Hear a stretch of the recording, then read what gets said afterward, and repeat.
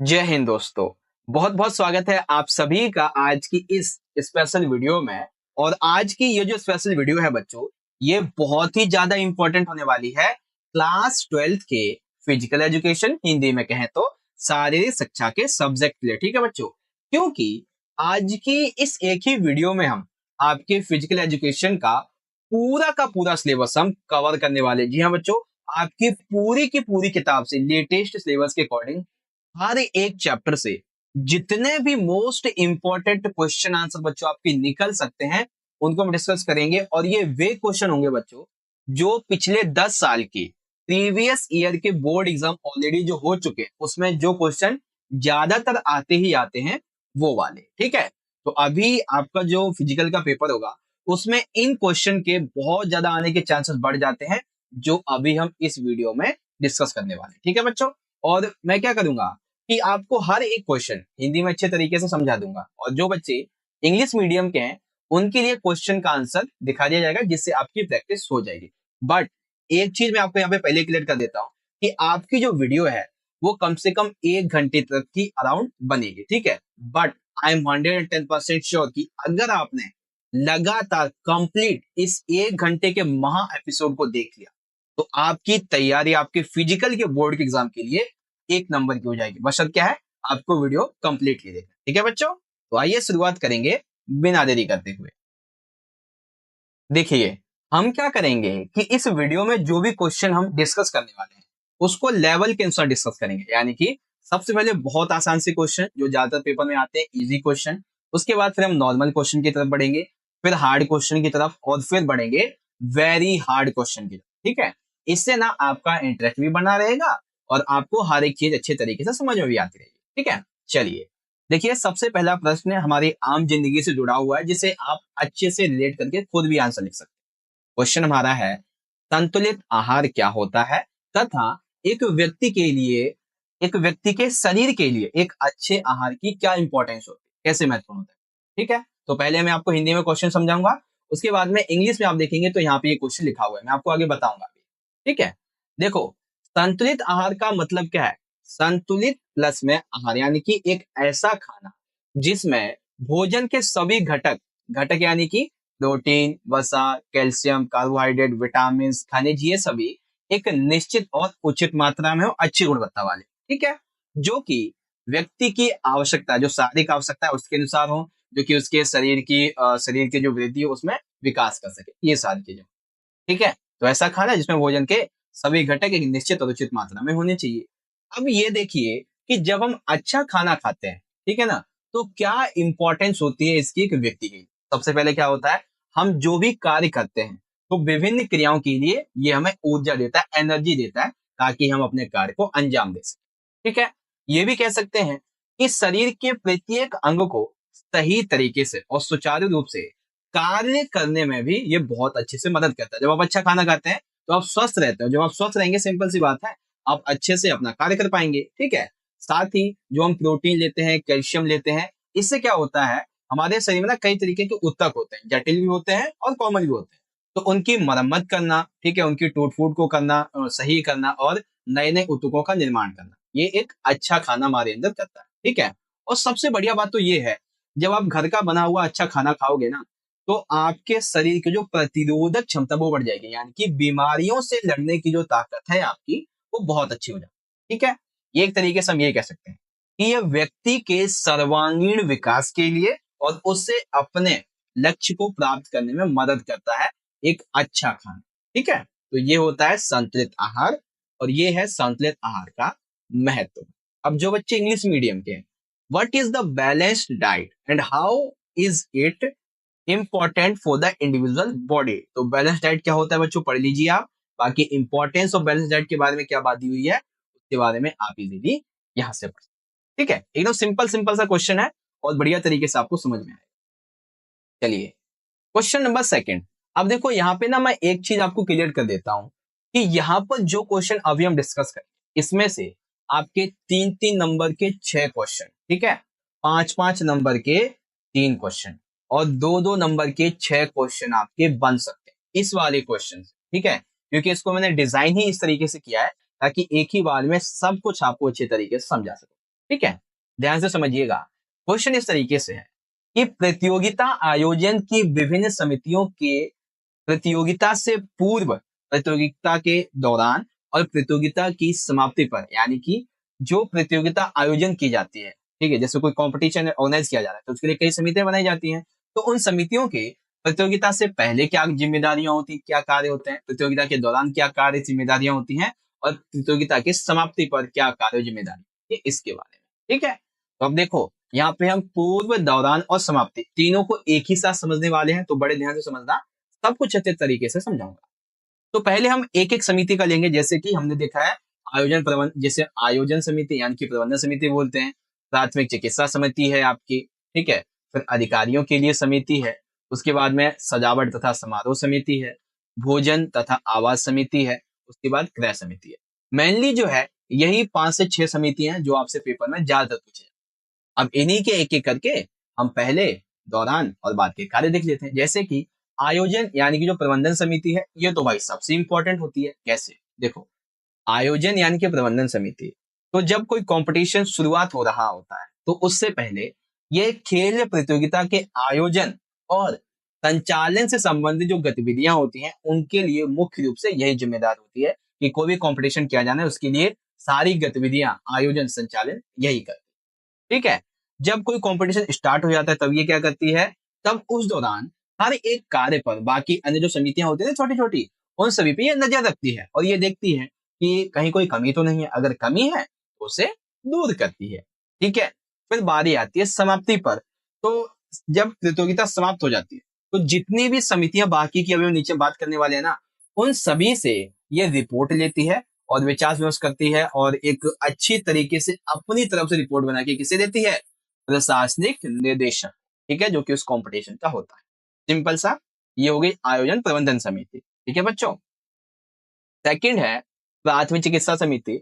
तो कोई भी जब प्रतियोगिता शुरू होगी तो ये क्या करती है कि प्रतियोगिता में कैसी कैसी चोट लग सकती है, उस आधार पे पहले ही जो बेसिकली मेडिकल फैसिलिटीज होती है वो पहले ही अपने पास खरीद के रख लेती है। ठीक है, दौरान अगर किसी खिलाड़ी को चोट लग जाती है तो उसे चिकित्सा देती है, और कई बार गंभीर चोट होती है तो उससे अच्छे डॉक्टर के पास ले जाते हैं, फिर हॉस्पिटल लेके जाते हैं। और जब समाप्त होती है तो क्या करती है कि इसने जो भी खरीदा, जो भी यूज हुआ है, उन सभी की जानकारी आयोजन समिति को दे देती है। सिंपल सा है, एकदम आसान तरीके से समझ में आ गया। ठीक है, फिर आती है आपकी अधिकारियों के लिए समिति। अधिकारियों के लिए समिति, जब शुरुआत होती है किसी भी कंपटीशन की या प्रतियोगिता की, तो प्रतियोगिता से पहले जैसे क्रिकेट है तो उसके लिए अंपायर चाहिए, ठीक है, रेफरी चाहिए, रिकॉर्ड्स, लैप स्कोर आदि, इन सभी के अधिकारियों का चयन करती है ये समिति।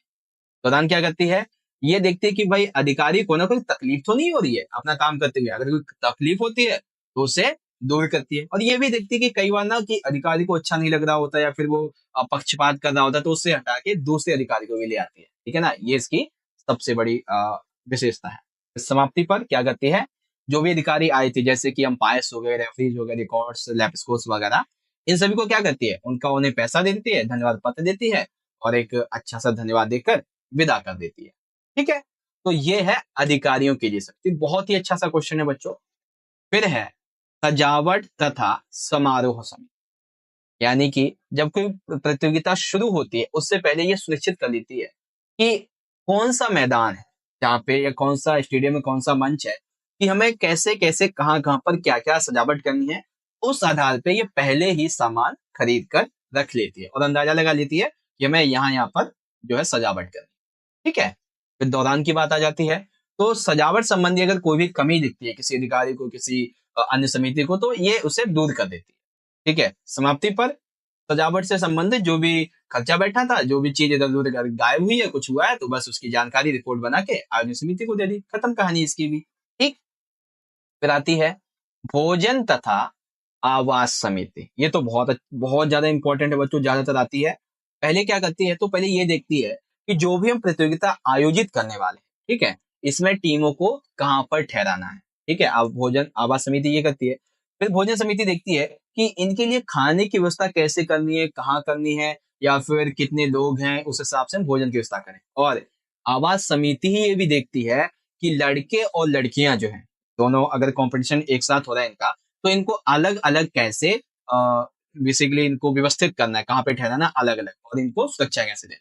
दौरान क्या करते हैं, जितने भी खिलाड़ी खेलने के लिए आते हैं, ठीक है, खिलाड़ियों को हो गए या फिर अधिकारियों को भोजन पहुंचाना, जो भी ट्रीटमेंट वगैरह दिया जाता है ना, खाना वगैरह, वो यही समिति देती है। ठीक है, उसके बाद समाप्ति पर क्या करती है, ये देखती है कि जहाँ पे खिलाड़ी रह रहे थे, अधिकारी रह रहे थे, वहां पे कोई नुकसान तो नहीं हुआ है। अगर नुकसान होता है तो उसे ठीक कराती है और अपनी पूरी सी प्यारी सी रिपोर्ट बना के आयोजन समिति को सौंप देती है। सिंपल सा हो गया ये भी, ठीक है। और सबसे आखिरी समिति है बच्चों क्रय समिति। वैसे ये मुझे पहले बतानी चाहिए, क्यों भाई, क्योंकि क्रय समिति जो है ना, वो ये तय कर लेती है प्रतियोगिता आयोजित होने से पहले कि किस किस वस्तुओं का, किन किन उपकरणों को हमें खरीदना है प्रतियोगिता के लिए। जैसे कि अगर प्रतियोगिता हॉकी की है तो हॉकी से संबंधित जो भी इक्विपमेंट चाहिए वो पहले खरीद लेते हैं। खरीदने के साथ साथ उनका निरीक्षण भी कर लिया जाता है कि कहीं किसी आइटम में, किसी उपकरण में, इंस्ट्रूमेंट में कोई गड़बड़ी तो नहीं है। अगर है तो उसे दूर करते हैं।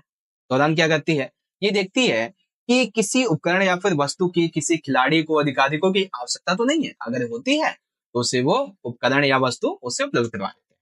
और समाप्ति पर क्या करती है, उपकरणों का, वस्तुओं का जो भी खर्चा होता है उसकी जानकारी किसे दे देती है, आयोजन समिति को एक रिपोर्ट बना। ठीक है बच्चों, देखो 5 मिनट के अंदर मैंने आपके 3-3 नंबर के 6 क्वेश्चन, 2-2 नंबर के 6 क्वेश्चन, 5-5 नंबर के 3 क्वेश्चन बढ़िया तरीके से आपको मैंने समझा दिए। ठीक है, अब आप याद रख लीजिएगा आयोजन समिति के क्या क्या मेन कार्य होते हैं, यानी प्रबंधन समिति, प्राथमिक चिकित्सा समिति के कार्य होते हैं, अधिकारियों के लिए समिति के क्या कार्य हैं, सजावट तथा समारोह समिति के क्या कार्य हैं, भोजन तथा आवास समिति के क्या कार्य हैं, और गृह। अभी हम आगे बढ़ने से पहले जो बच्चे इंग्लिश मीडियम के, ऐसे देख लेंगे अपने क्वेश्चन को, that is what are the responsibilities of various committees of competition organisation before, during and after the competition. तो पहले ऑर्गेनाइजिंग मैनेजमेंट कमेटी की पहले बिफोर है, ड्यूरिंग है, एट द एंड। ये ईस्ट नहीं बल्कि बिफोर है, okay. And first aid committee पहले शुरुआत में, यानी before, during, at the end, आप पढ़ लीजिए इसे। उसके बाद में कमिटीज फॉर ऑफिसर्स, तो इसके before, during and at the end. उसके बाद में डेकोरेशन एंड सेरेमनी जो कमेटी होती है इसकी, उसके लिए है before, during and at the end. The last board and lodging committee, इसके बारे में शुरुआत में, मतलब पूर्व, दौरान और लास्ट। ठीक है ना, इसी तरीके से 25 कमेटी है इसके बारे में। ठीक है बच्चों, तो ये कंप्लीट हो जाता है आपका। अब बारी आएगी हमारे क्वेश्चन नंबर 3 की। और ये प्रश्न भी बच्चों ज्यादातर आपसे जो है ना, क्वेश्चन नंबर 3 ये ज्यादातर आपसे पूछा जाता है 5 नंबर में। कितने में? 5 नंबर में। लेकिन मैं सजेस्ट करूंगा कि इसको ना आप ऐसे समझो कि जैसे अगर 3 नंबर में भी आएगा तो आप ज्यादा नहीं, 3 नंबर में 4 से 5 पॉइंट लिख दें। अगर 5 में आता है तो आप 6 से 7 पॉइंट लिख दें। मैं आपको 5 के अनुसार बताऊं, ठीक है। चलिए देखो, क्वेश्चन है विशेष आवश्यकता वाले बच्चों, यानी कि दिव्यांगों के लिए CWSN, इनके लिए जो भी शारीरिक क्रियाएं की जाती है, इसके क्या क्या लाभ हो सकते हैं। ठीक है, तो आइए एक एक के लाभ को डिस्कस करते हैं। सबसे पहले आते हैं शारीरिक सुधार। जो भी CWSN बच्चा, दिव्यांग बच्चा किसी शारीरिक क्रिया को करता है तो उसके शारीरिक सुधार हो जाते हैं। एग्जाम्पल के लिए, उसके ध्यान लगाने की शक्ति में सुधार आता है, ठीक है, उसके लचक में सुधार आता है, शक्ति में सुधार एवं सहनशीलता उसकी अच्छी हो जाती है, हृदय संबंधी सुधार आ जाती है। अगर कोई मोटापे से पीड़ित होता है तो उसकी मोटापे की जो प्रक्रिया होती है उसे कम कर देता है, और किसी को लगता है कि होने वाला मोटापा, उसे कम कर देता है। ये हड्डियों को मजबूत बनाता है, ठीक है, और साथ ही मोटी भी हो जाती है। अच्छी शारीरिक पुष्टि हो जाती है, तंत्रिका तंत्र अच्छे से कार्य करता है। मतलब हमारी जो बॉडी है ना उसको बहुत ही अच्छा बनाता है एक तरीके से। इसके लिए CWSN, यानी कि दिव्यांग बच्चों के लिए। फिर आता है मानसिक सुधार। जब भी दिव्यांग बच्चे किसी खेल में भाग लेते हैं तो उनकी मनोदशा में सुधार आता है। उनके अंदर अवसाद, चिंता जो भी होता है, डर है, वो खत्म होने लगता है, क्योंकि उन्हें लगता है कि कहीं ना कहीं समाज में हमारा भी सम्मान है। ठीक है, आत्मसम्मान में वृद्धि। जब दिव्यांग बच्चे किसी खेल में भाग लेते हैं, चाहे वो हारे या फिर जीते, वो ये बात सोचकर कि हम दिव्यांग होने के बावजूद भी हमें खेल में भाग लेने का मौका मिला है, इससे उनके अंदर एक अच्छा आत्मसम्मान बढ़ता है। ठीक है, और वो खेलों को जीतने की उनके अंदर प्रेरणा भी आती है। फिर स्वास्थ्य आ जाता है। सिंपल सी बात है, कोई भी आप खेल खेलो, चाहे CWSN बच्चे ही हो या फिर हम नॉर्मली, हमारा स्वास्थ्य खेल से बहुत ही अच्छा हो जाता है। ठीक है, व्यक्तित्व में बहुत अच्छा उभार आता है, क्योंकि हमें ना बहुत सारे बच्चे देखने को मिलते हैं, उनके नए नए विचार देखने को मिलते हैं, तो इससे हमें बहुत सारे पक्ष, जैसे पक्ष विपक्ष में, ठीक है, किसी बात के बारे में हम अपनी बातों को अच्छे तरीके से रख पाते हैं सीडब्ल्यूएस बच्चों, ठीक है। फिर सामाजिक लाभ होते हैं। देखो, जब भी आप घर से बाहर नहीं निकलोगे तो क्या आपको कभी नए अनुभव प्राप्त होंगे? क्या आपके नए दोस्त बनेंगे? क्या आपको आजादी का अनुभव होगा? क्या आप दूसरों पर से बच पाएंगे? नहीं। लेकिन अगर आप घर से बाहर निकले, सारी क्रिया में भाग लिया, तो आपको नए नए आपको अनुभव मिलेंगे, आपके नए नए खिलाड़ी दोस्त बनेंगे। आपको लगेगा कि हम सीडब्ल्यूएस होने के बाद भी हमें आजादी जैसी मिल रही है, ठीक है ना, ये चीज है। फिर कार्य क्षमता आ जाती है। तो सारी क्रियाओं में भाग लेने से व्यक्ति की कार्य क्षमता और भी ज्यादा बढ़ जाती है, ठीक है बच्चों। तो ये थे कि एक दिव्यांग के लिए जो शारीरिक क्रियाएं होती हैं, इसके लाभ क्या क्या हो सकते हैं, ठीक है बच्चों। बढ़िया तरीके से समझ में आ गया। अब इसी क्वेश्चन को आप इंग्लिश में देख लीजिए। कैसे देखेंगे इंग्लिश में sir? Describe the benefits of physical activity for children with special needs और डिसेबिलिटी। तो सबसे पहले है फिजिकल इंप्रूवमेंट्स के बारे में, mental improvements, increase in self esteem, health improvement and personality, social benefits and work capacity, ये सारी चीजें, ठीक है। चलिए क्वेश्चन 4 को ध्यान से समझिएगा, ये भी उसी का एक दूसरा पार्ट है, ठीक है। और ये प्रश्न बच्चों ज्यादातर आपका 5 नंबर में आता है, ठीक है। क्वेश्चन क्या है? विशेष जरूरतों वाले बच्चों के लिए शारीरिक क्रियाओं का निर्धारण करने की रणनीतियों की व्याख्या कीजिए। अभी देखिए, हमने क्या देखा कि जब कोई दिव्यांग बच्चा शारीरिक क्रिया में भाग लेता है तो उसे क्या लाभ होते हैं। अब हमें ये देखना है कि जब हम किसी भी सीडब्ल्यूएस यानी दिव्यांग बच्चे को शारीरिक क्रिया में भाग लेने के लिए बोलते हैं, या फिर हम बेसिकली वो जो बच्चे भाग ले रहे होते हैं, तो उसके लिए क्या क्या रणनीतियां हम बनाते हैं, ठीक है। बहुत ही अच्छा क्वेश्चन है, ध्यान से समझिएगा।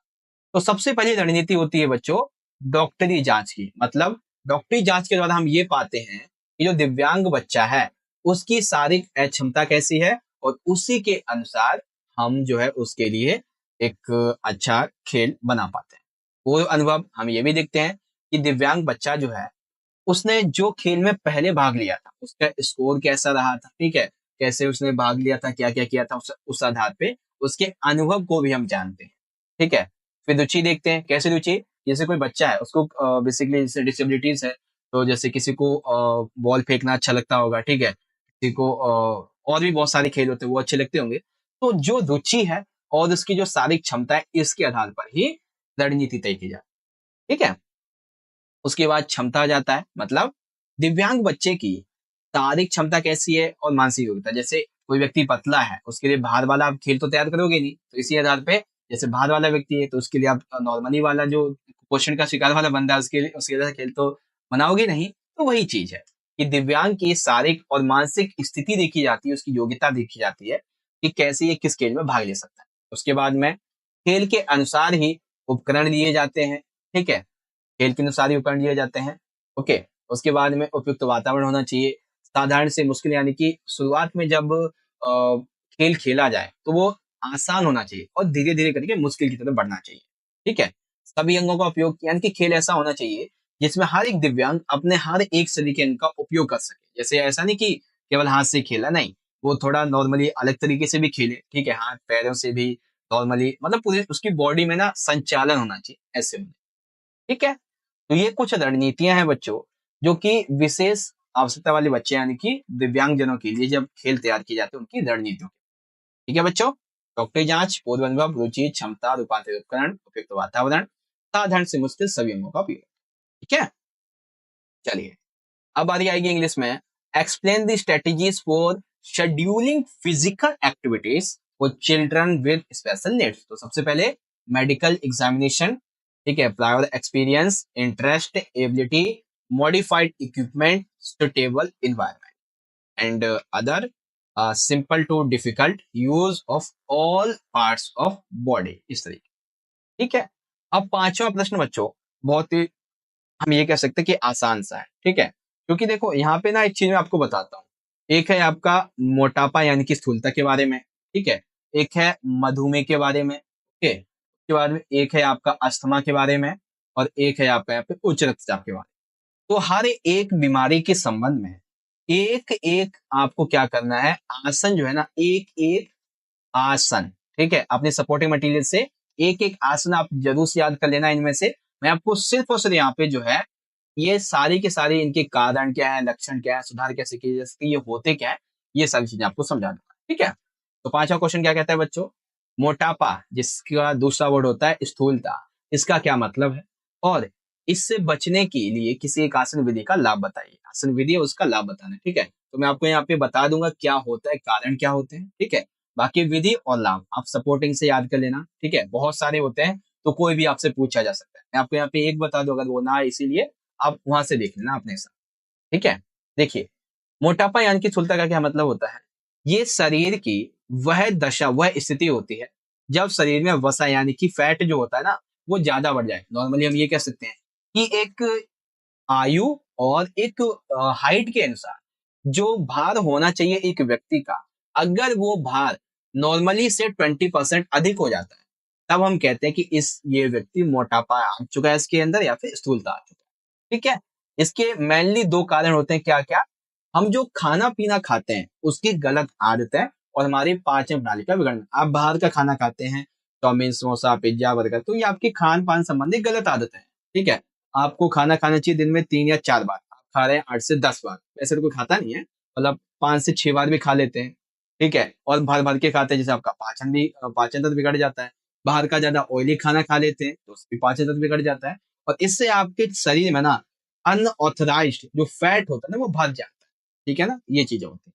और भी कई कारण होते हैं कि आपके शरीर को भोजन चाहिए, मान लेते हैं 2 रोटी का, आप भर भर के खा रहे हैं मोटा होने के चक्कर में 4 4 रोटी, तो ये भी बहुत दिक्कत देता है। आप परिश्रम नहीं करते हैं, या फिर आपको थायराइड, और देखो थायराइड जो है ना, वो 2 तरीके का थायराइड होता है। कैसा, एक थायराइड ऐसा होता है जिसमें किसी व्यक्ति या महिला का जो वजन है वो प्लस में होगा, बढ़ेगा, और एक ऐसा होता है जिसमें वो कुपोषण जैसा शिकार हो जाएगा, थायराइड। ठीक है ना, और कई बार ऐसा भी होता है जैसे किसी के पापा या फिर मम्मी काफी ज्यादा मोटे होते हैं ना, तो जो भी उनका बेटा या बेटी होते हैं वो भी ज्यादा मोटा होता है। ठीक है ना, वंशानुगत भी हो सकता है। तो ये चीजें हैं मोटापा स्थूलता, और इसके मेनली रीजंस के बारे में। ठीक है, क्या है और मेनली कारण क्या है। अब बारी आती है अगली की, मधुमेह के संबंध में, लेकिन उससे पहले what do you understand bye obesity. ठीक है, तो क्या मतलब है ओबेसिटी का, और इसके लिए मेनली जो रीजन है वो क्या है, उसके बारे में आप यहाँ से पढ़ सकते हैं। ठीक है, अगला देखेंगे तो क्वेश्चन नंबर 6 दिया हुआ है, मधुमेह से आप क्या समझते हैं तथा इससे बचने के किसी एक आसन की विधि तथा लाभ को समझाइए। तो इसके बारे में आप अपने सपोर्ट में पढ़ना। मैं आपको यहाँ पे क्या है लक्षण कारण और सुधार बता देता हूँ। ठीक है, देखो मधुमेह का मतलब क्या है, मधुमेह को नॉर्मली हम ये देख सकते हैं कि आमतौर पर चयापचय विकार यानी कि मेटाबॉलिक के रूप में जाना जाता है, जिसमें रक्त में लंबे समय तक शर्करा की अधिक मात्रा पाई जाती है, तथा मधुमेह में या तो प्रक्रिया, देखो सिंपल सी बात मैं आपको समझा कि मधुमेह जो है ना, वो एक तरीके से एक ऐसा विकार होता है, चयापचय विकार, जिसमें ना हमारे रक्त में लंबे समय तक शर्करा बहुत ज्यादा पाई जाती है, या फिर हम ये कह सकते हैं कि मधुमेह में जो हमारा अग्नाशय होता है, इसमें पर्याप्त इंसुलिन नहीं बन पाता है, और जब ये पर्याप्त इंसुलिन नहीं बनता है तो प्रतिक्रिया नहीं कर पाता है, अगर बन भी जाता है तो प्रतिक्रिया नहीं कर पाता है। इसकी वजह से ही बनता है, और शर्करा से क्या होता है, हमें मधुमेह हो जाता है। ठीक है, कारण क्या होते हैं भाई इसके, मतलब लक्षण क्या होते हैं। लक्षण देखो, आप जल्दी से किसी काम को करते करते थक जाते होंगे, आपको बहुत ज्यादा प्यास लगती होगी, आपको भूख लगती होगी, या फिर आपको धुंधला दिखाई देने लगता होगा। ठीक है ना, तो ये आ जाते हैं, बार बार भूख लगती है, बार बार प्यास लगती है। गुर्दा खराब हो जाएगा अगर मधुमेह आपको ज्यादा रहेगा। ठीक है ना, हृदय बीमारी आपकी बहुत ज्यादा हो जाएगी, आपको हार्ट से संबंधित जो प्रॉब्लम्स हैं वो आने लगती हैं। आपका वजन घटने लगेगा। ठीक है, आपको पेशाब बार बार आएगी, इससे आपको पता चल जाता है कि आपको डायबिटीज हो रही है। ठीक है, मधुमेह हो रहा है।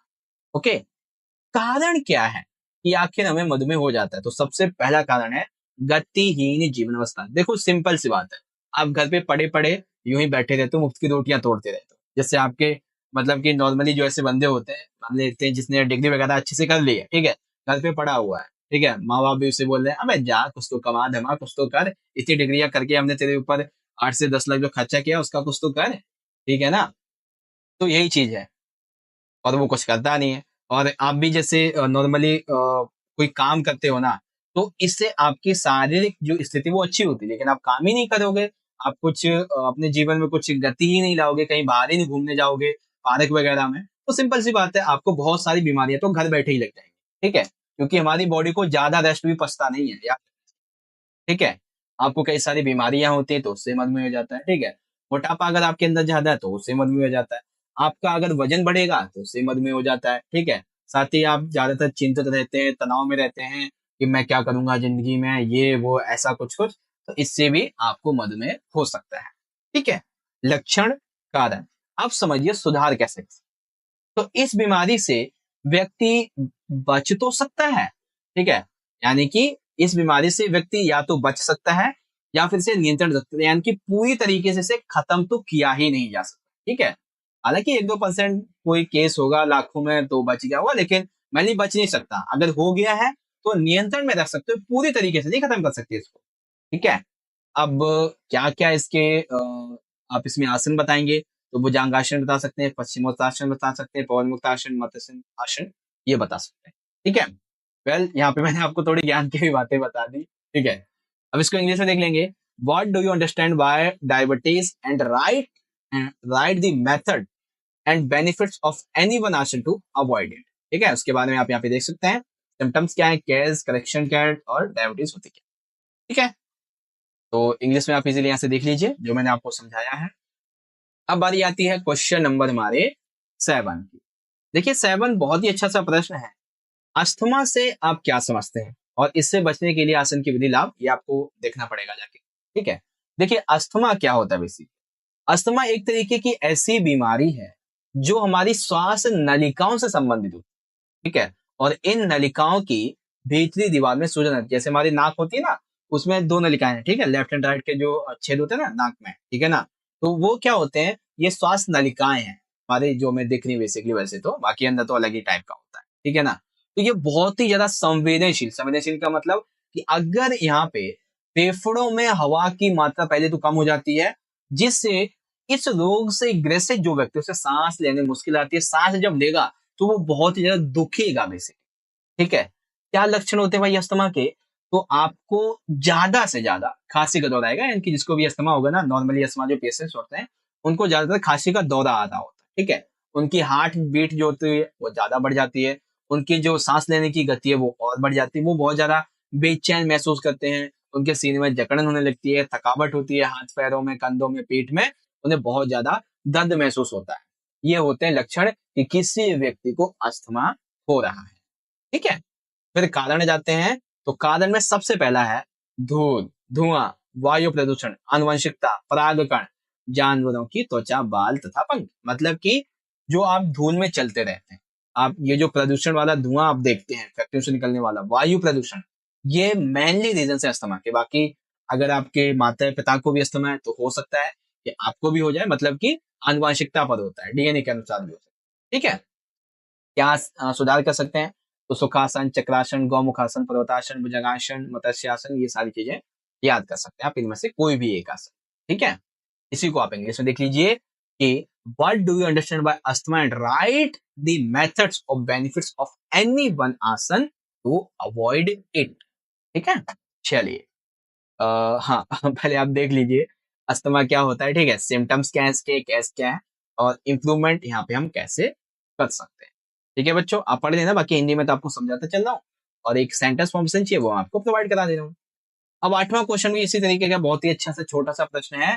उच्च रक्तचाप के कारण बताइए, सिंपल सा आसन विधि आप देख लीजिएगा।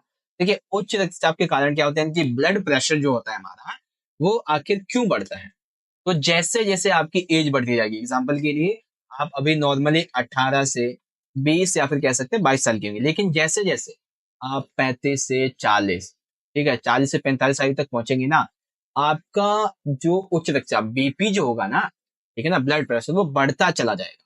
और कई बार ये आनुवंशिकता के आधार पर भी होता है। आपका शरीर, आपके शरीर में फैट ज्यादा है तो उससे भी हो जाता है।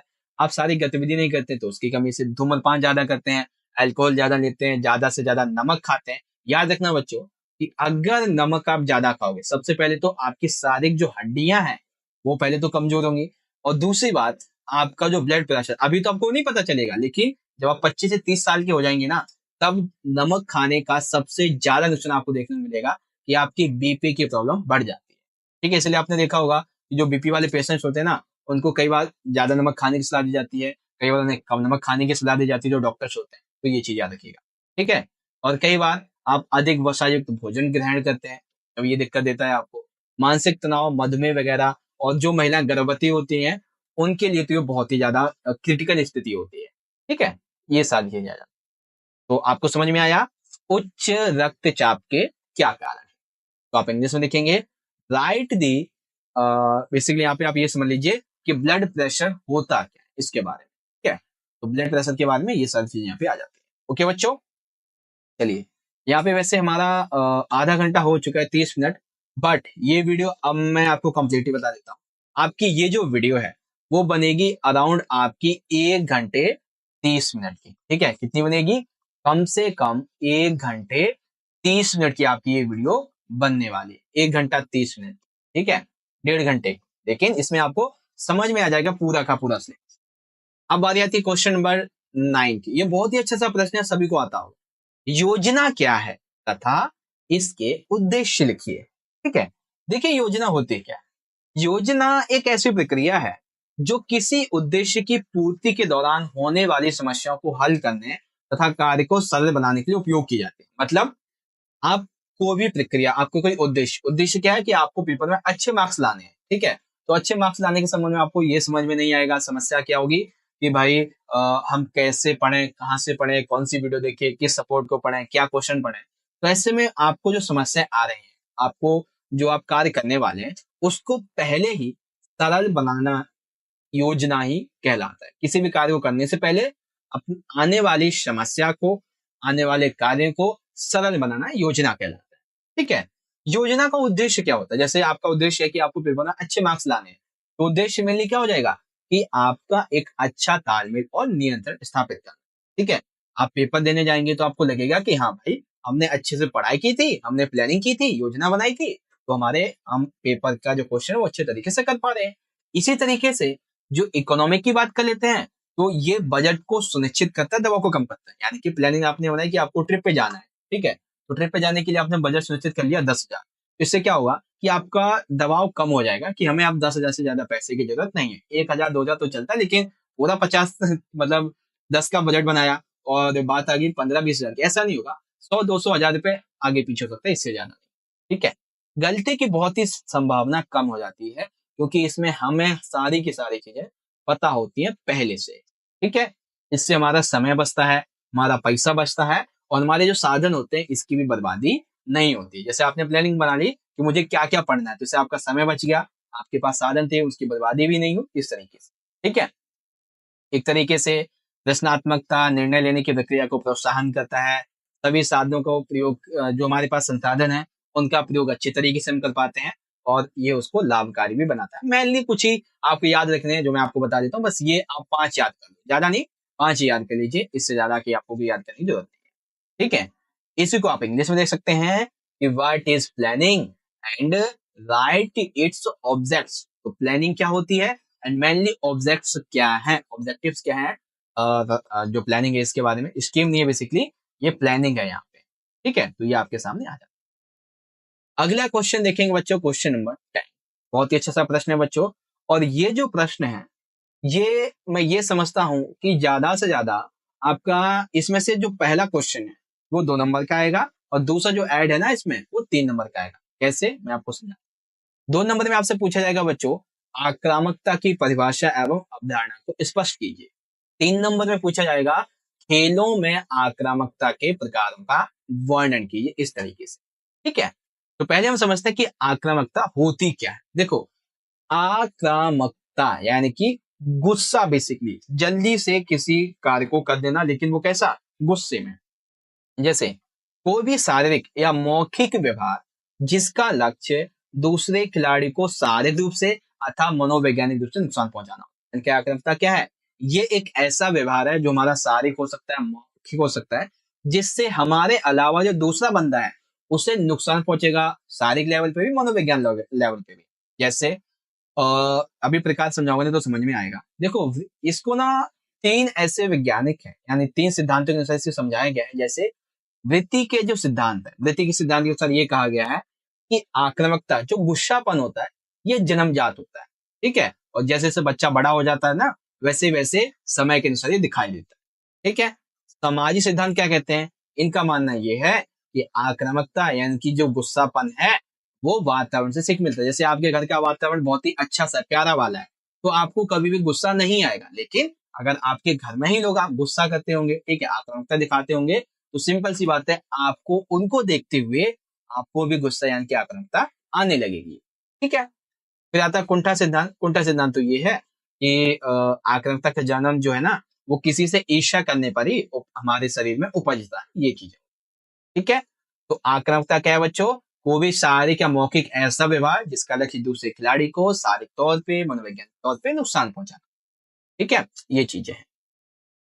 चलिए अब हम बात करेंगे आक्रामकता के प्रकार के। ठीक है, मेनली ये 3 तरीके की होती है। सबसे पहली है तत्परता पूर्ण आक्रामकता, जिसे हम बोल सकते हैं प्रतिक्रियाशील रूप से आक्रामकता। मतलब क्या है सर? मतलब ये है बच्चों कि जब कोई खिलाड़ी, जब कोई व्यक्ति जानबूझकर किसी दूसरे खिलाड़ी को, दूसरे व्यक्ति को नुकसान पहुंचाता है, ठीक है, उसे घायल कर देता है या फिर उस पर अपना शारीरिक बल जानबूझकर इस्तेमाल करता है, उसको बोलते हैं शत्रुतापूर्ण। ठीक है। फिर आती है बाहरी आक्रामकता। इसका क्या मतलब होता है? इसमें अनजाने में दूसरे को शारीरिक तौर पे घायल करना, लक्ष्य उच्चतम प्रदर्शन की प्राप्ति तथा शारीरिक बल का इस्तेमाल इत्यादि। मतलब कि जैसे कोई प्ले ग्राउंड है फुटबॉल का, वहां पे 2 अपोजिट टीम्स प्ले ग्राउंड में खेल रही है, ठीक है।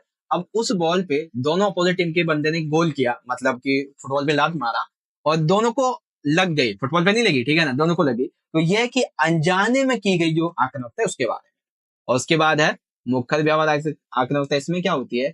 इसमें शारीरिक रूप से व्यक्ति को कोई नुकसान नहीं पहुंचेगा, बल्कि उसे मनोवैज्ञानिक रूप से नुकसान पहुंचता है, जिसे हम बोलते हैं ना कि जुबान से तीर से निकला, सॉरी, कमान से निकला हुआ तीर, ठीक है ना, कमान से निकला हुआ तीर और जुबान से निकली हुई बात कभी वापस नहीं आती, ठीक है ना। तो वही चीज है कि इसमें मौखिक बल के अनुसार उस व्यक्ति को मनोवैज्ञानिक रूप से नुकसान पहुंचाए। ठीक है बच्चों, एकदम बढ़िया तरीके से समझ में आ गया। तो ये है आक्रामकता, ठीक, और ये है आक्रामकता के प्रकार। अब इसको आप इंग्लिश में देखेंगे इस तरीके से, एक्सप्लेन, कहा गया, explain the definition and concept of aggression. ठीक है, aggression and types of aggression in sports. Aggression क्या होता है, उसके बाद में टाइप्स क्या होते हैं, टाइप्स के बारे में आप देखेंगे। ये रहे आपके 3 पार्ट, ठीक है ना। पूरा का पूरा क्वेश्चन का आंसर आपको यहाँ पे स्क्रीन पे मिल जाए। ठीक है, आगे बात करेंगे। अगला क्वेश्चन है क्वेश्चन नंबर हमारा 11, जो कि इसी के संबंध में है कि जो भी व्यक्ति गुस्सा करता है ज्यादा या फिर उसके अंदर आक्रामकता ज्यादा है, तो उसे नियंत्रित कैसे कर सकते हैं? क्या उपाय हैं जिसे नियंत्रित किया जा सकता है? तो सबसे पहला उपाय है बच्चों, गैर आक्रामक आक्रामक व्यवहार के लिए खिलाड़ी की प्रशंसा करनी चाहिए। इनकी एक टीम में 10 में से कोई एक ऐसा व्यक्ति है जो बेसिकली गुस्सा नहीं करता, आक्रामकता नहीं उसके अंदर, तो उसकी प्रशंसा करनी चाहिए। जिससे क्या होगा कि जो ये व्यवहार करता होगा ना, उसे ये चिढ़ होगा, अरे यार इसकी प्रशंसा हो रही है और मेरी प्रशंसा नहीं हो रही, किस वजह से? मैं आक्रामक हूँ, मैं अब ये सुधार करूंगा अपने अंदर, ठीक है ना। तो ऐसी बात आती है। उन संकेतों को हटा देना चाहिए जो खिलाड़ी को आक्रामक बनाते हैं। कई संकेत ऐसे होते हैं बच्चों जिसको देख के आपको गुस्सा आ जाता है, तो ऐसे जो संकेत होते हैं कोच को वो हटा देने चाहिए। ठीक है। साथ ही जो कोच है उस टीम का, उसे जो अपने खिलाड़ी हैं उन्हें आत्म सुझाव का, कल्पनाशील का और अपने आप में सेल्फ टॉकिंग का, उन्हें जो बातें हैं वो समझानी चाहिए कि हमें अपने से बात करनी चाहिए, आत्म सुझाव करना चाहिए, हमें कल्पनाशील बनना चाहिए, ये चीजें। ठीक है। आक्रामकता को नियंत्रित रखने वाले खिलाड़ी को सकारात्मक दृष्टिकोण, शाबाशी या पुरस्कार देना चाहिए। यानी कि जो व्यक्ति आक्रामकता को नियंत्रित रखते हैं, ठीक है, उन ऐसे खिलाड़ियों को सकारात्मक दृष्टिकोण से शाबाशी देनी चाहिए, उन्हें पुरस्कार देना चाहिए। ठीक है। उसके बाद में खेल के महत्व पर जोर देना चाहिए, ना कि जीतने पर। यानी कि ऐसा नहीं है कि हम जीतेंगे और हम जीतेंगे ही जीतेंगे या फिर हमें जीतने जीतना है, इस पर जोर नहीं देना चाहिए, बल्कि इस पर जोर देना चाहिए बच्चों। कोच को ये बताना चाहिए, देखो बच्चों, हम खेल में भाग ले रहे हैं, हमारी इंपॉर्टेंट ये है कि हम यहाँ तक पहुंचे, हमने भाग लिया, जीतना डज नॉट मैटर, लेकिन हमें आक्रामकता नहीं ली। ठीक है। जो खिलाड़ी समझाने के बाद भी आक्रामकता दिखाई रहा है, अरे दंडित करो भाई, उसका कुछ नहीं हो सकता, ठीक है ना। आप लाख बार जिसको समझा चुके हो वो फिर भी नहीं समझ रहा है, फिर तो वो महामूर्ख है, ऐसा समझते रहते हो, उसको दंडित करो। ठीक है ना। कई आपके स्टूडेंट्स होंगे, आपके दोस्त लोग होंगे, आपके आसपास में लोग रहते होंगे, ठीक है, आप पढ़ रहे होते हैं, वो चिल्ला देते हैं, आप उनको कितना भी सुनो, कितना भी समझाओ, वो फिर भी चिल्लाते रहते हैं। ठीक है। थोड़ा सा एक बार 2 4 रख दो, ठीक हो जाएंगे। ठीक है। क्योंकि प्यार से समझाने के बाद नहीं समझ में आता है ना, तो वही करना पड़ता है। आपने एक कहावत सुनी होगी ना, साम दाम दंड भेद, ये सब यूज करनी चाहिए, तो वही चीजें आ जाती है। ठीक है, कोच जो है टीम का, उसे अपना खुद का व्यवहार भी अच्छा रखना चाहिए, ये चीज है। ठीक है बच्चों, तो आक्रामकता को हम कैसे नियंत्रित कर सकते हैं, ये क्या उपाय हैं, आई होप आपको समझ में आ गया होगा। चलिए, अब इसी क्वेश्चन को देखेंगे हम इंग्लिश में। Explain the measures to control aggression, तो हम कैसे इसको कंट्रोल कर सकते हैं, उसके बाद में टोटल हमारे सामने ये 7 पॉइंट यहाँ पे आ जाते हैं। ठीक है, चलिए अब हम बात करेंगे अपने अगले क्वेश्चन की, जो कि है हमारा 12, और ये प्रश्न बहुत ही अच्छा है बच्चों, और आप सभी को जहां तक मुझे लगता है कि आता है।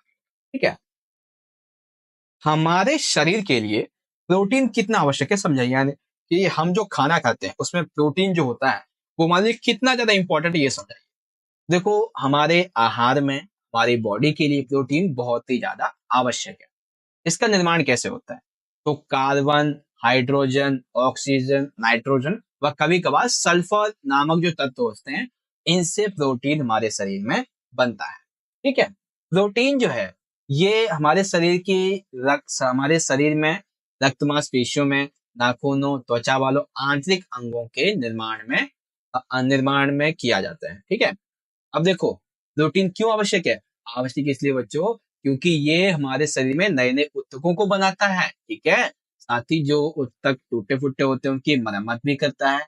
ओके, जल और अम्लों के संतुलन को नियमित करती है, यानी कि अगर हमारे शरीर में जल और अम्ल ज्यादा हो जाएंगे तो हमारी बॉडी को बहुत ज्यादा नुकसान पहुंचेगा, तो उनको संतुलन बनाना इसी का कार्य होता है। ऑक्सीजन और पोषक तत्वों को कोशिकाओं तक ले जाती है, मतलब कि बॉडी में ऑक्सीजन का संचालन, पोषक तत्व जो बेसिकली इंपॉर्टेंट पार्ट होता है हमारे आहार का, उसको पूरी बॉडी तक ले जाना प्रोटीन का कार्य होता है कोशिकाओं के द्वारा। साथ ही ये एंटीबॉडी यानी कि हमारे शरीर में रोगों से लड़ने की जो क्षमता होती है उसको और ज्यादा ये विकसित करती है। ठीक है, लेकिन याद रखना, जो व्यक्ति अधिक प्रोटीन लेता है वो हानिकारक होता है। क्यों, अधिक प्रोटीन अगर आप लेंगे तो इससे आपको हृदय रोग हो सकता है। ठीक है, ओस्टियोपोरोसिस जो कि बेसिकली महिलाओं में होता है, अस्सी सुसज्जता वाले लोग, ये हो सकता है। आपके गुर्दे में पथरी भी हो सकती है, याद रखना इस बात को, अगर ज्यादा प्रोटीन लेते हैं। ठीक है, स्रोत क्या है, तो सबसे बढ़िया स्रोत है बच्चों दूध और दूध से बने हुए उत्पाद, जैसे दूध हो गया, लस्सी, दही, ठीक है, घी, मक्खन, ये सभी चीजें। ठीक है, आप कच्ची जो सोयाबीन होती है, ठीक है, वो सोयाबीन बड़ी बड़ी से जो आपके घर में खाते हैं वो नहीं, एक बीज वाली सोयाबीन आती है, उसको अंकुरित करके खाया जाना। ठीक है, सभी प्रकार की जो दालें होती हैं उससे आपको प्रोटीन मिलता है, सभी को पता है। चना, अनाज, मूंगफली, तिल, बादाम, काजू, ठीक है, सभी रेशेदार फल, सब्जियां जैसे कि पपीता, आम, कटहल, रासबीन, ग्वार, इन सभी से हमें जो प्रोटीन है वो मिलता है। ठीक है, तो सिंपल सा कॉन्सेप्ट है प्रोटीन के बारे में, आई होप आपको समझ में आ गया होगा। ठीक है, अब जो बच्चे इंग्लिश मीडियम के, यहां से लिखेंगे how important is protein for our body, explain, तो क्यों इंपॉर्टेंट है भाई, इसके बारे में आप यहाँ से ये जो टोटली मैंने आपको 7 पॉइंट दिए इसे आप पढ़ सकते हैं। ठीक है बच्चों, आई होप बढ़िया तरीके से आपको समझ में आ गया होगा। चलिए, अब है क्वेश्चन नंबर हमारा 13, ये भी बहुत ही अच्छा प्रश्न है, सभी को पता ही होगा। जल मनुष्य के जीवन का एक अभिन्न अंग है, स्पष्ट कीजिए। हाँ भाई, अभिन्न अंग है, बिल्कुल बात, क्यों भाई, क्योंकि जल भोजन का एक आवश्यक तत्व है। क्योंकि देखो, हमारी जो बॉडी है बच्चों, इसमें 70% जो भाग है वो जल का है, और अगर हम अपने रक्त की बात करें, ब्लड की बात करें, तो उसमें भी 90% जल होता है। ठीक है, जल के द्वारा ही हमारे शरीर की जो विभिन्न कोशिकाएं हैं वहां तक जो पोषक तत्व होते हैं, ठीक है, अहम जो तत्व हैं हमारे आहार के, वो पहुंचते हैं किसके माध्यम से, इसी के माध्यम। ठीक है, यह हमारे शरीर के तापमान को नियंत्रित करता है। मैंने आपको कई बार एग्जांपल दिया है, आपको कभी गुस्सा आ रहा हो किसी के ऊपर, ठीक है, या फिर आपको कोई चीज समझ में आ रही है, तनाव हो, चिंता हो, अकेलापन लग रहा हो, अपना पानी पियो ज्यादा से ज्यादा। आप जितने ज्यादा पानी पियोगे उतना ज्यादा आपके शरीर का टेम्परेचर बहुत ही ज्यादा कम हो जाएगा। ठीक है, मैं आपको एक रियलिटी का एग्जाम्पल बताता हूँ कि जब हम गांव में रहा करते थे, ठीक है, तो उस समय जब किसी को बुखार आ जाता आसपास में ना, तो एक ठंडे पानी की पट्टी लेकर उसके सर पे रखते थे। ठीक है, और वो ठंडा पानी क्या करता था, उसके माथे के जरिए पूरी बॉडी से जो हीट होती थी वो निकाल देता था। ठीक है, और कुछ हद तक जब तक डॉक्टर नहीं आते थे तब तक उसे आराम भी मिल जाता था। ठीक है ना, तो पानी इतना ज्यादा इंपॉर्टेंट है हमारे लिए। और ये भी पता ही है कि पानी बिना आप जिंदा तो रह नहीं सकते, ठीक है। और ये शरीर से विषाक्त पदार्थ को बाहर निकालना है। कई बार होता है कि हमने कुछ गलत खाना खा लिया, गलत पी लिया है, तो वो कोशिका में जाके रुक गया है। तो जितना ज्यादा हम पानी पियेंगे तो वो जो विषाक्त पदार्थ रहेगा वो हमारे मल मूत्र की नली के द्वारा बाहर निकल जाएगा, ठीक है। और याद रखना बच्चों, जब भी आप पढ़ाई करने के लिए बैठते हो तो आप कम से कम 1 गिलास पानी पहले ही पी लो, ठीक है। नहीं, पहले मत पियो, ज्यादा 1 गिलास नहीं, आधा पी लो, और 1 गिलास अपने सामने रख लो, क्योंकि जब आपको कुछ ना समझ में आए ना क्वेश्चन में, ठीक है, 1-2 क्वेश्चन पढ़ने के बाद ना समझ में आए तो आधा गिलास पानी पियो। आपको मैं ये बताता हूँ कि पक्का उसमें से कुछ ना कुछ तो समझ में आ ही जाएगा, ठीक है। क्योंकि जब आप पानी पीते हो ना, आपका माइंड एकदम फोकस्ड हो जाता है, ये चीज है, ठीक है। तो आपको समझ में आ गया जल मनुष्य के जीवन का एक अभिन्न अंग कैसे। देखो आप इंग्लिश में देखेंगे, explain water is an internal part of human life. बिल्कुल ठीक है भाई, water is an essential element of our food, ठीक है ना। और भी 1-2 पॉइंट है यहाँ पे, आप देख लेना, 8 से 10 गिलास पानी पीना चाहिए, ये बात है। आगे बात करेंगे, क्वेश्चन यहाँ पे वैसे लिखा हुआ नहीं है, लेकिन फिर भी मान लेते हैं कि क्वेश्चन 14 है, लेकिन 14 आ गया। देखो, ये जो प्रश्न है, ये एक ऐसा प्रश्न है बच्चों जिसमें से आपके 2 नंबर के 5 क्वेश्चन, ठीक है, 3 नंबर के 5 क्वेश्चन और 5 नंबर के आपके 2 या 3 क्वेश्चन निकलेंगे इसमें से, ध्यान रखना है इसका, ठीक है। क्वेश्चन है हमारा, व्यक्तित्व को परिभाषित कीजिए, व्यक्तित्व के बिग 5 सिद्धांतों का वर्णन कीजिए, यानी कि व्यक्तित्व से आप क्या समझते हैं, ठीक है। और जो बिग 5 सिद्धांत है ना उसके बारे में समझाइए, तो बहुत ज्यादा इंपॉर्टेंट है। देखो, व्यक्तित्व शब्द की जब हम बात करते हैं तो इसकी उत्पत्ति हुई है लैटिन भाषा का एक शब्द है जिसका नाम है पर्सोना। लैटिन भाषा के शब्द पर्सोना, पर्सोना का अर्थ होता है मास्क या फिर मुखौटा कह सकते हैं, ठीक है। लेकिन अगर हम विस्तार से देखें तो ये जो व्यक्तित्व शब्द है ना, ये एक जैविक रूपाकार, यानी कि हम जैविक तरीके से जो हमारे रूपाकार है, गोरे हैं, काले हैं, ठीक है। मनोवैज्ञानिक रूप से कोई जो है वो बेसिकली कल्पनाशील ज्यादा है, इच्छा ज्यादा रखता है, या फिर कोई अच्छा सोच सकता है, पढ़ लिख सकता है, ठीक है। सहनशीलता किसी के अंदर अच्छी होती है, किसी के अंदर योग्यता कैसी होती है, तो उसी आधार पर ये चीजें यहाँ पे आती है, ठीक है। तो ये कॉन्सेप्ट है व्यक्तित्व के परिभाषित करने के संबंध में, ठीक है। अब देखो, व्यक्तित्व के संबंध में जो बिग 5 सिद्धांत है, इसका वर्णन हम इस तरीके से करेंगे। सबसे पहला है बच्चों, स्पष्टता संबंधी लक्षण। क्या है सबसे पहला? स्पष्टता संबंधी लक्षण। मतलब क्या है सर इसका? देखो, मतलब इतना है बच्चों, ये जो बिग 5 सिद्धांत है ना, इसके अंदर हमें यह समझना होता है कि किसी व्यक्ति के लक्षणों के बारे में, व्यक्तित्व के बारे में, जैसे स्पष्टता संबंधी लक्षण, ये क्या दर्शाते हैं? ये हमें ये दर्शाते हैं, स्पष्टता संबंधी लक्षण का आकलन ये दर्शाता है कि कोई भी बंदा, कोई भी व्यक्ति कितना कल्पनाशील है, कितना व्यवहारिक है, कितना रचनात्मक है, और विभिन्न विषयों में रुचि रखने वाला है, कितनी बौद्धिक जिज्ञासा रखने वाला है, ठीक है। कितना नए नए विषयों को सीखने में योग्य तथा नए नए अनुभवों को आनंद लेने वाला बंदा है, ठीक है। ये स्पष्टता संबंधी लक्षण दर्शाते हैं। क्या दर्शाते हैं? कि कोई भी बंदा कितना कल्पनाशील है, कैसा व्यवहार रखता है, कितनी रचनात्मकता है, क्या वो नए नए विषय को सीखने में रुचि रखता है, ठीक है, या फिर ये सारी चीजें यहाँ पे याद रहती हैं। फिर है कर्तव्य निष्ठा संबंधी लक्षण। सिंपल सी बात है कि कोई भी व्यक्ति अपने काम के प्रति, अपने कर्तव्य के प्रति कितना निष्ठावान है। जैसे किसी व्यक्ति का काम है डॉक्टरी करना, ठीक है, तो जब वो कोई काम कर रहा है तो उसके काम में कोई भी चुनौती आती है तो वो उसका सामना करने में कितना सक्षम है, ठीक है ना। उसके अंदर कितना आत्म अनुशासन है, ठीक है, वो कितना कठोर परिश्रम है अपने काम के प्रति, और कितनी योजना बनाकर अपने काम को अंजाम देता है, ये चीजें आती हैं, ठीक है। तो ये है कर्तव्य निष्ठा संबंधी लक्षण, ठीक है बच्चों। फिर आगे बारी आती है बहिर्मुखता। बहिर्मुखता ये दर्शाता है बच्चों कि कोई भी जो बंदा है, ठीक है ना, वो कितना ऊर्जावान है, ठीक है, उसके अंदर कितनी सकारात्मक भावना है, वो किसी भी बात को कैसे स्वीकार करने की उसके अंदर क्षमता है, कितना मिलनसार है, कितना जिंदा दिल है, कितना स्पिंदर प्रेम है, मित्रतापूर्ण व्यवहार है, ये बहिर्मुखता के अंदर आ जाता है, ठीक है। फिर है सहमतता संबंधी लक्षण। देखो, इस लक्षण का जो आकलन है वो ये दर्शाता है कि एक व्यक्ति जो है वो कितना उदार है, यानी कि दूसरों के साथ में वो अच्छा व्यवहार कितना रखता है, कैसा सहयोग करता है, कितना मित्रतापूर्ण व्यवहार है, ये सारी चीजें इसमें आ जाती है। ठीक है। और सबसे आखिरी तो बहुत ही अच्छा है, मनोविक्षुब्धता संबंधी लक्षण। इसका मतलब क्या है? इसका मतलब है कि कोई भी व्यक्ति कितना गुस्सा करने वाला है, उसके अंदर वो कितनी ज्यादा चिंता करता है। ठीक है। और अपने गुस्से पर, अपने अवसाद पर, अपनी चिंता पर कैसे नियंत्रण करता है, यह दर्शाता है। कितना चिंतित रहता है और अपनी भावनाएं जो होती है उन पर कैसे नियंत्रण रखता है, ये सारी चीजें। ठीक है। तो क्वेश्चन हो सकता है थोड़ा क्रिटिकल आपको लगे, लेकिन हाँ, जब उसको दोबारा से समझेंगे, अगर नहीं समझ में आया तो आपको समझ में आ जाएगा। ठीक है। बेसिकली हमें ना व्यक्तित्व के जो सिद्धांत है उसके लक्षण में समझते हैं। जैसे व्यक्ति कितना स्पष्ट है, काम के प्रति कितना कर्तव्यनिष्ठ है, बहिर्मुखता कैसा है, समयता, उसके संबंधी लक्षण कहते हैं। मनोविक्षता यानी कि क्रोध, चिंता, अवसाद, इसको नियंत्रण करना कैसे है, ये सारी। ठीक है। चलिए, अब इसी क्वेश्चन को इंग्लिश में देखेंगे। Define personality, describe the big five theory of personality. Personality होती क्या है, उसके बाद में बिग फाइव थ्योरी के बारे में, एक्सट्रोवर्जन ट्रेट्स। ठीक है। और उसके बाद में आपके सामने ये दूसरा पॉइंट आ जाएगा, फिर यहाँ पे आपका तीसरा पॉइंट आ जाएगा, और उसके बाद यहाँ पे चौथा पॉइंट ये, और पांचवा आपका ये आ जाएगा। ठीक है। वैसे तो ये हमारा 14वां क्वेश्चन था, लेकिन फिर भी यहाँ पे क्वेश्चन नहीं लिया तो हमने इसको छोड़ दिया। यहाँ पे हम 14वें क्वेश्चन की इसकी बात करेंगे।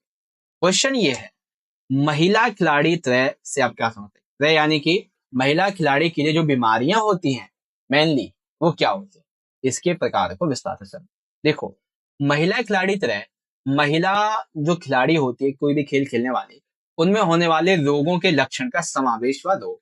जबकि महिला खिलाड़ी त्रय क्या होता है? सिंपल सा, ऐसी महिलाएं जो खेल खेलती हैं उनमें जो भी रोग होता है उसके लक्षण का होना ही कहलाता है, जिसमें अस्थि सुशीलता, राज्योरोध और खाने संबंधी विकार आ जाते हैं। ठीक है। और ये सभी जो है वो बहुत ही गंभीर बीमारियां हैं जिनके खतरनाक परिणाम भी निकलते हैं। आइए समझते हैं करके क्या है। तो सबसे पहले बात करेंगे अस्थि सुशीलता की। ठीक है। इसमें होता ये है, इसका संबंध है अस्थि पदार्थ की विषय सामग्री यानी कि बोन मटेरियल की कमी से। मतलब कि जो भी महिला खिलाड़ी खेल खेल रही है, अगर उसके शरीर की जो बोन मटेरियल है वो कम हो जाएगा, ठीक है ना, तो उससे क्या होगा, उससे अस्थि भंग हो जाएगा, यानी कि उसका जो हड्डियां है उसमें फ्रैक्चर हो जाएगा। ठीक है। एक तरीके से हम क्या बोलते हैं, ये अस्थि संबंधी विकार होता है। ठीक है।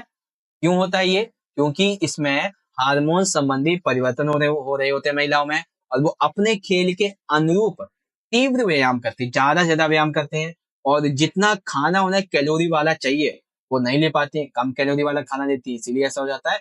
या फिर कार्बोहाइड्रेट ज्यादा से ज्यादा ग्रहण करती है, इसकी वजह। ठीक है। तो ये अस्थि सुचिता की बात हो गई। दूसरा बच्चों, रजोरोध। रजोरोध क्या होता है? वैसे रजोरोध ना उन महिलाओं में होता है जो प्रजनन योग्य वाली महिलाएं होती हैं, इनमें मासिक स्राव नहीं होता। ठीक है ना, उसे बोलते हैं। और जो कि नॉर्मली कितने डे का होता है, अराउंड 25 से लेके 30 दिन के बीच में होता है। ठीक है। हम मान सकते हैं कि 1 मंथ में इवन 1 टाइम। ठीक है ना। तो लेकिन जिससे ये नहीं होता है उसके लिए बीमारी होती है, कौन सी? रजोरोध की। ठीक है। या फिर हम ये कह सकते हैं मासिक स्राव होता ही नहीं है, और होता भी है तो कई महीनों तक नहीं होता, या फिर जल्दी जल्दी हो जाता है, ये सारी चीजें। ठीक है। और इस समस्या का सबसे बड़ा जो कारण है बच्चों, वो है अपने खेल के विरुद्ध तीव्रता वाले व्यायाम करना, अपनी शारीरिक आवश्यकताओं के अनुसार कम कैलोरी वाला भोजन खाना। ठीक है। इसीलिए महिलाओं में मासिक धर्म में अनियमितता भी आती है, या फिर कई बार टाइम पीरियड बढ़ जाता है। ठीक है। क्या कारण है? तो कारण है खान पान की वजह से, आप अच्छा खाना नहीं खाते, कम कैलोरी वाला खाना खाते। ठीक है। हार्मोन्स में बदलाव आ रहे होते हैं। ठीक है। अधिक प्रशिक्षण और प्रतिस्पर्धा होती है, ये सारी चीजें। ठीक है बच्चों, तो राज्य रोध आपको समझ में आ गया। तीसरा तो बहुत ही आसान है बच्चों, भोजन संबंधी विकार। मतलब जब व्यक्ति सामान्य से अधिक मात्रा में या फिर बहुत ही कम मात्रा में भोजन करने लगता है, तो इससे क्या होता है, इससे उसमें भोजन संबंधी विकार आ जाता है। ठीक है। क्या आ जाता है, वो या तो वो भोजन कम खाता है या फिर अधिक खाता है, तो ये भोजन संबंधी विकार हो जाता है। ये दो तरीके का होता है बेसिकली, ये एनोरेक्सिया नर्वोसा अथाव अभाव, और बुलिमिया अतिशय शुदा अभाव। देखो आगे जाके मैं आपको इसका एक क्वेश्चन बताऊंगा, इसी नहीं अगली वीडियो में बताऊंगा इसका क्वेश्चन। ठीक है, ये वाला। अच्छा, एक चीज आप मुझे बताना कि इस वीडियो के बाद में भी, ठीक है, इस वीडियो के बाद में भी क्या आपको पार्ट 2 का वीडियो चाहिए? इस वीडियो के बाद में क्या आपको पार्ट 2 का वीडियो चाहिए? अगर चाहिए होगा तो आप मुझे कमेंट बॉक्स में ज्यादा ज्यादा बताना, ठीक है? और ज्यादा कमेंट आएंगे तो मैं आपको बना के आई बटन में लिंक प्रोवाइड करा दूंगा, या फिर डिस्क्रिप्शन बॉक्स में पार्ट 2 का अगर आपको चाहिए होगा तो कमेंट करके बताना, ठीक है? तो समझ गए महिला खिलाड़ी तरह क्या है, अस्तित्व शुचिता, संजोरोध के बाद में भोजन संबंधी विकार। तो इंग्लिश में देखेंगे, what do you understand by female athlete cried? तो क्या होता है इसके बारे में पढ़ेंगे। ऑस्टियोपोरोसिस, ठीक है, यहाँ, ठीक है, एंड ईटिंग डिसऑर्डर, ये चीजें यहाँ पे, ठीक है। चलिए अब बारी आती है क्वेश्चन नंबर 15 की। बहुत ही अच्छा प्रश्न है। प्रबंधन के प्रमुख कार्य लिखिए, यानी कि जो मैनेजमेंट होता है इसके मेनली क्या क्या कार्य होते हैं। तो सबसे पहला कार्य क्या होता है किसी प्रबंधन का? नियोजन करना, यानी कि यह संगठनात्मक लक्ष्यों को प्राप्त करने के लिए, यानी कि देखो आपको शायद यहाँ पे समझ में ना आए, देखो सिंपल सा है कि प्रबंधन के प्रमुख कार्यों में नियोजन सबसे पहले आता है। यानी कि नियोजन एक ऐसा कदम है जिसमें कोई भी संगठन अपने लक्ष्यों को प्राप्त करने के लिए, ठीक है, और उनके लिए क्या करता है, लक्ष्यों का विभाजन कर देता है, ठीक है, लक्ष्यों को प्राप्त करने के लिए अलग अलग टीमें बना देता है। कोई भी आप मैनेजमेंट करते हैं तो वो यही तो करते हैं, आप योजना बनाते हैं उसके लिए, ये चीज आती है। फिर आयोजन, यानी कि कोई भी कार्य, कोई भी लक्ष्य आपको प्राप्त करना है तो उसके लिए आपके पास कैसे कैसे संसाधन है, उनका वितरण कैसे करेंगे, ठीक है, आपके पास जो कर्मचारी हैं वो कैसे हैं, और उनको लक्ष्य को प्राप्त करने में कैसे आप लगाएंगे, इन सभी का एक पूरा ढांचा तैयार करना आयोजन कहलाता है, ठीक। फिर स्टाफिंग की बात आ जाती है। स्टाफिंग क्या होता है? ये बेसिकली प्रमुख स्टाफ पदों की पहचान करने के लिए संदर्भित करता है। मतलब आपके कंपनी में, ठीक है, कितने लोग काम कर रहे हैं, उसमें ये देखना कि कौन सा स्टाफ किस पद पर काम कर रहा है, उसे उस आधार पे अपना उद्देश्य प्राप्त करने के लिए उचित प्रतिभा या फिर विशिष्ट नौकरी कर्तव्य की सेवा प्रदान करने के लिए आगे बढ़ाया जाता है, ठीक है। उसके बाद निर्देशन, ये तो बहुत ही इंपॉर्टेंट है, क्योंकि कर्मियों को, यानी कि हम कंपनी में जो भी काम करने वाले व्यक्ति होते हैं उनको उनका नेतृत्व करना, और इसमें कर्मचारियों को ये बताना कि भाई तुम्हें क्या करने की आवश्यकता है और ये कब तक करोगे तुम, और इसमें कर्मियों को एक साथ प्रेरित करने की पर्यवेक्षण भी शामिल होता है। उसके बाद में नियंत्रण आ जाता है, इसमें नियंत्रण रखा जाता है बेसिकली, ताकि सफलतापूर्वक निगरानी रख के अपने लक्ष्य को प्राप्त किया जा सके, ये चीजें, ठीक है। तो बेसिक सा कॉन्सेप्ट है प्रबंधन के बारे में, और आई होप आप बढ़िया तरीके से इसे समझ गए, ठीक है। अब इसको आप इंग्लिश में देखेंगे, इंग्लिश में कैसे आएगा कि right the main functions of management. Main function क्या है मैनेजमेंट पे? सबसे पहले प्लानिंग है, के बाद में प्लानिंग है मतलब स्टाफिंग, डायरेक्टिंग, कंट्रोलिंग, बस 5 ही हैं आपके सिंपल, ठीक है। अब छठा क्वेश्चन बहुत ही आसान सा है बच्चों। इसमें ना हमें क्या करना है, हमें बताना है कुबड़ पीछे को के कोई लक्षण और उपाय। मतलब कुबड़ पीछे यानी कि जो हमारी हड्डी होता है ना, रीढ़ की हड्डी, इसमें ना कुछ विकार हो जाता है, इसके बारे में। तो कुबड़ पीछे या फिर पीछे के कुबड़, इसके आपको लक्षण और उपाय बताना। तो लक्षण क्या होते हैं? लक्षण होते हैं कि स्कैपुला के बीच में दूरी बढ़ जाती है, कंधे तथा गर्दन आगे की ओर झुके हुए होते हैं। देखो क्या होता है, स्कैपुला के बीच में दूरी बढ़ जाती है, और इसमें जो हमारे कंधे होते हैं और गर्दन, ये आगे की ओर झुके होते हैं इस तरीके से, ठीक है। यहाँ पे देखो कंधे और गर्दन क्या है, आगे की तरफ ये झुके हुए हैं। पूरा शरीर हम ये कह सकते हैं कि आगे की ओर झुका हुआ होता है। ये जो हमारा शरीर ना, ये पूरा का पूरा आगे की ओर झुका हुआ होता है, ठीक है। इसमें छाती की मांसपेशियों की लंबाई जो होती है बच्चों, वो बहुत ही ज्यादा छोटी हो जाती है, ठीक है। एक तरह से हम ये कह सकते हैं कि इससे हमारे शरीर का जो संतुलन है ये खराब हो जाता है एक तरीके, ठीक है।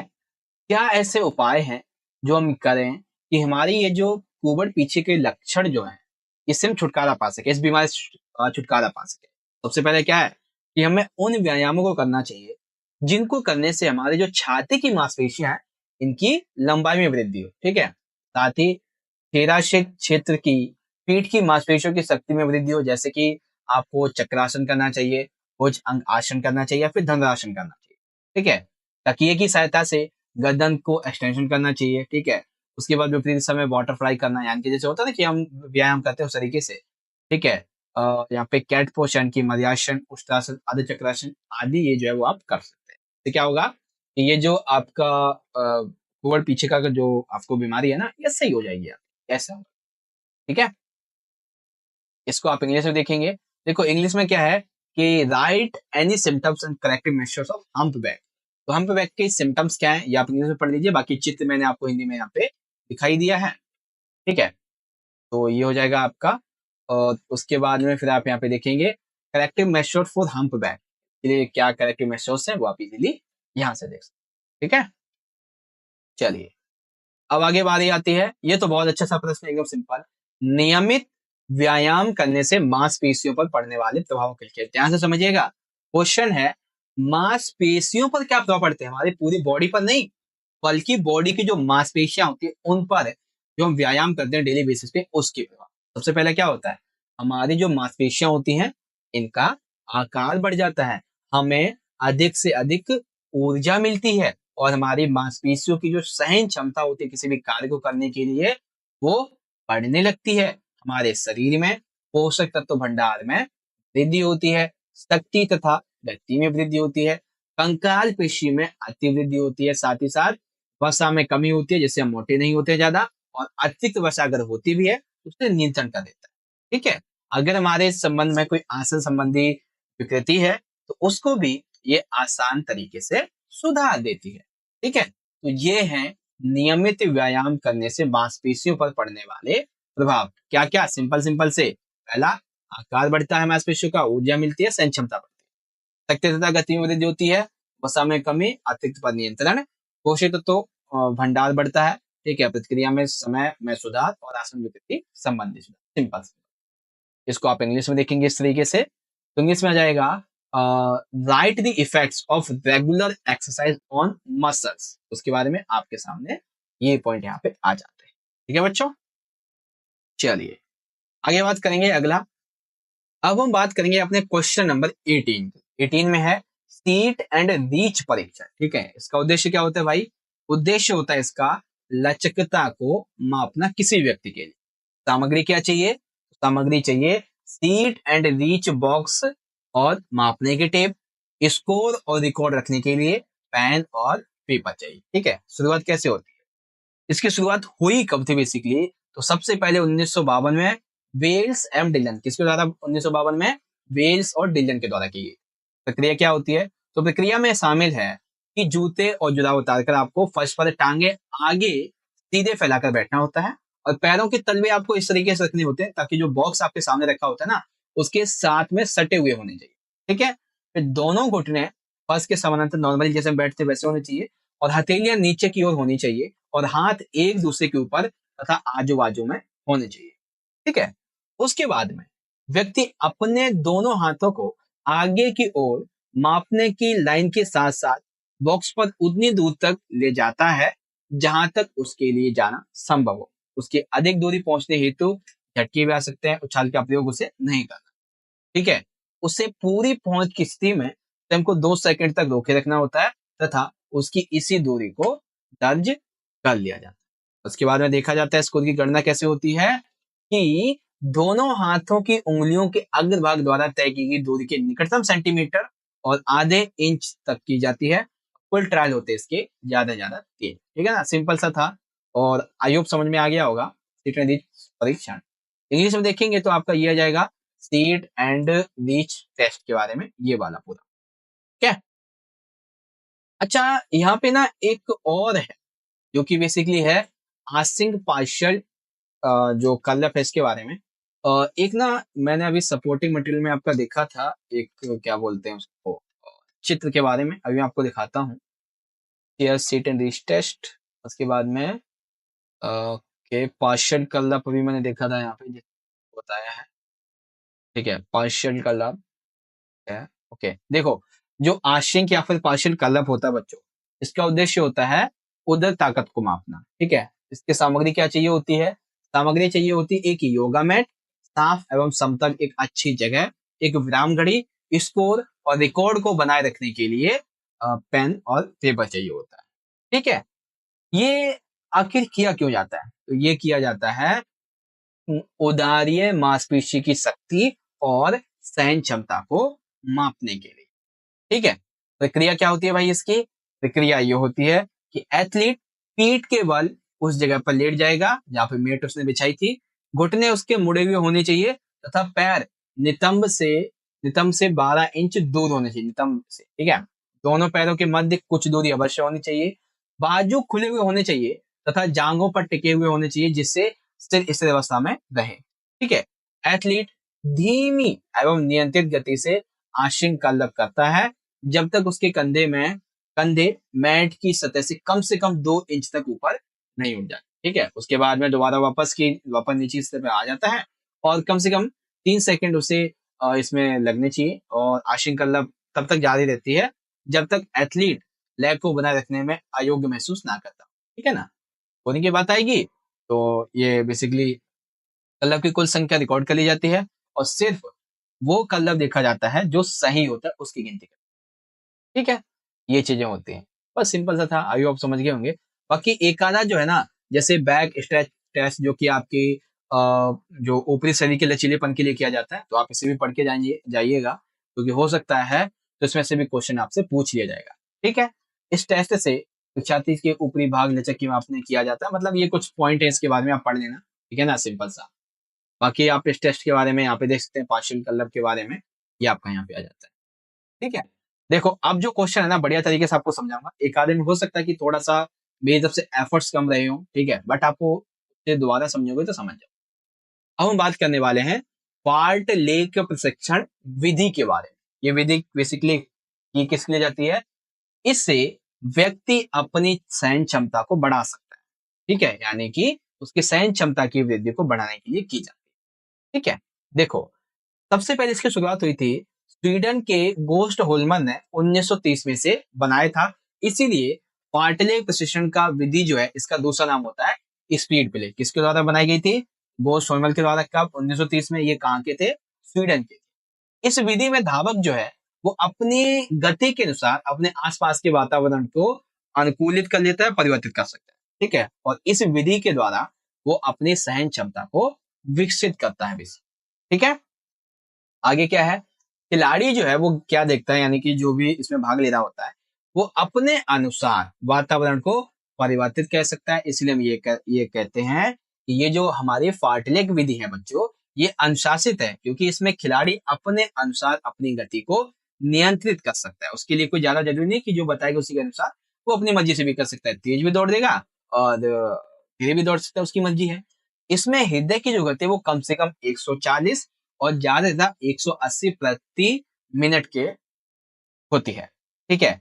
इसमें दौड़ गति कम ज्यादा होती रहती है क्योंकि फाटलेग है, अपने अनुसार वो कर सकता है परिवर्तन, तो इसमें जो दौड़ने की गति है वो कम ज्यादा होती रहती है, ये चीज है, ठीक है बच्चों। सिंपल सा ये समझ में आ गया आप सभी को। तो फाटलेग प्रशिक्षण विधि, डिस्क्राइब द फाटलेग ट्रेनिंग मेथड के बारे में आप इजीली यहाँ से इसको पढ़ सकते हैं, ठीक है। वैसे तो मैंने सोचा था क्वेश्चन नंबर 20 तक ही कंप्लीट करूंगा, लेकिन मुझे लगता है कि 10 क्वेश्चन अभी और हैं। याद रखो अभी हमारे जो टोटल अभी 10 क्वेश्चन और बच रहे हैं, तो अभी आधा घंटा और लगेगा। 10 क्वेश्चन को भी हम अच्छे तरीके से समझ जाएंगे, ठीक है। देखो क्वेश्चन 21 क्या कहता है। 21 कहता है कोमल ऊतकों की चोटें क्या है, इनके कारण तथा बचाव के उपाय लिखिए, ठीक है। तो कोमल ऊतकों की चोटें क्या होती है, देखो कोमल ऊतक चोटें, कोमल ऊतक चोटें त्वचा, मांसपेशियों, स्नायुबंध एवं ऊतकों में लगने वाली चोटों को बोलते हैं। मतलब कि हमारी त्वचा पर, हमारे मांसपेशियों में, हमारे ऊतक में जो चोटें लगती हैं उसको बोलते हैं। एक तरीके से हम ये कह सकते हैं कि हमारे शरीर में जो भी चोट लगती है हमारी त्वचा पर, मांसपेशी पर, ऊतक में, उसी को कोमल ऊतक चोटें बोलते हैं। जो मेनली कोमल होने चाहिए उसकी बात हो रही है, ठीक है। क्या कारण है इसके भाई चोटों के लगने के, तो सबसे पहला कारण होता है कि आप खेल खेलने से पहले कोई भी प्रतिभागी, कोई भी खिलाड़ी अपर्याप्त तो वार्म अप करता है, यानी कि उसे जितना अपने शरीर को गरमाना चाहिए वो नहीं गरमाता है, ठीक है। अति प्रयोग तथा टकराव, कई बार कोई खिलाड़ी खेल लेते हैं, जैसे फुटबॉल के मैदान का मैंने एग्जांपल दिया आपको पहले भी, ठीक है। तो उससे क्या होता है, टकरा जाते हैं आपस में, तो उससे भी आप चोट लग जाती है। आप किसी वजह से गिर जाते हैं, जैसे मैच में होता है ना कि कैच करने के लिए, क्रिकेट मैच जो है वो जो जैसे बॉल ऊपर आती है तो बंदे जो हैं, मतलब प्लेयर्स जो है वो गिर जाते हैं, ठीक है ना, तो उससे चोट लग जाती है। थकान होता है, अनुचित उपकरण का उपयोग करते हैं, आपको चाहिए मशीन कुछ और, आप मशीन कुछ और यूज कर रहे हैं, ठीक है। नया या फिर अपेक्षाकृत बड़ा जो क्रियाकलाप है वो करते हैं, ये सारी चीजें आ जाती हैं, ठीक है। उसके बाद जो कोमल ऊतक चोटें होती है बच्चों, इनसे हम बच कैसे सकते हैं, क्या तरीके हैं। सबसे पहले क्या होता है बच्चों, सबसे पहले तो कोई भी खेल खेलने से पहले हमें अपने शरीर को अच्छे तरीके से गरमा लेना चाहिए, यानी कि अच्छा वार्म अप करना चाहिए। जो इसके कारण है वही इसके बचाव है। शरीर को अच्छे तरीके से गरमाना यानी कि पर्याप्त वार्म अप करना चाहिए।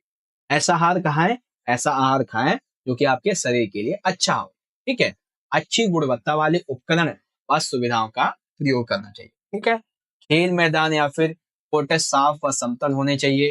खिलाड़ियों को खेलों के बारे में नियमित पूर्ण तरीके से जानकारी उन्हें होनी चाहिए, ताकि वो अच्छी तरीके से हर एक खेल को अच्छे तरीके से खेल पाए। ठीक है। प्रतियोगिता और प्रशिक्षण के समय खिलाड़ी को सतर्क रहना चाहिए, ताकि उसे किसी भी तरीके की कोई चोट ना लगे, वो गिरे ना, टकराए। ठीक है। अति प्रशिक्षण नहीं करना चाहिए, अति प्रयोग नहीं करना चाहिए। अगर आपको थकावट है, बीमार है या फिर रोगी है, तो आपको ऐसे में खेल में भाग नहीं लेना चाहिए, क्योंकि इससे आपको बहुत ज्यादा चोटें लगेंगी। ठीक है ना। तो ये है कोमल उत्तक चोटें, उनके कारण और उनसे बचाव के उपाय। सिंपल है। ठीक है। तो बढ़िया तरीके से आपको समझ में आ गया। अब इसको इंग्लिश में देख लीजिए। What are soft tissues injuries, right their cares and preventive measures.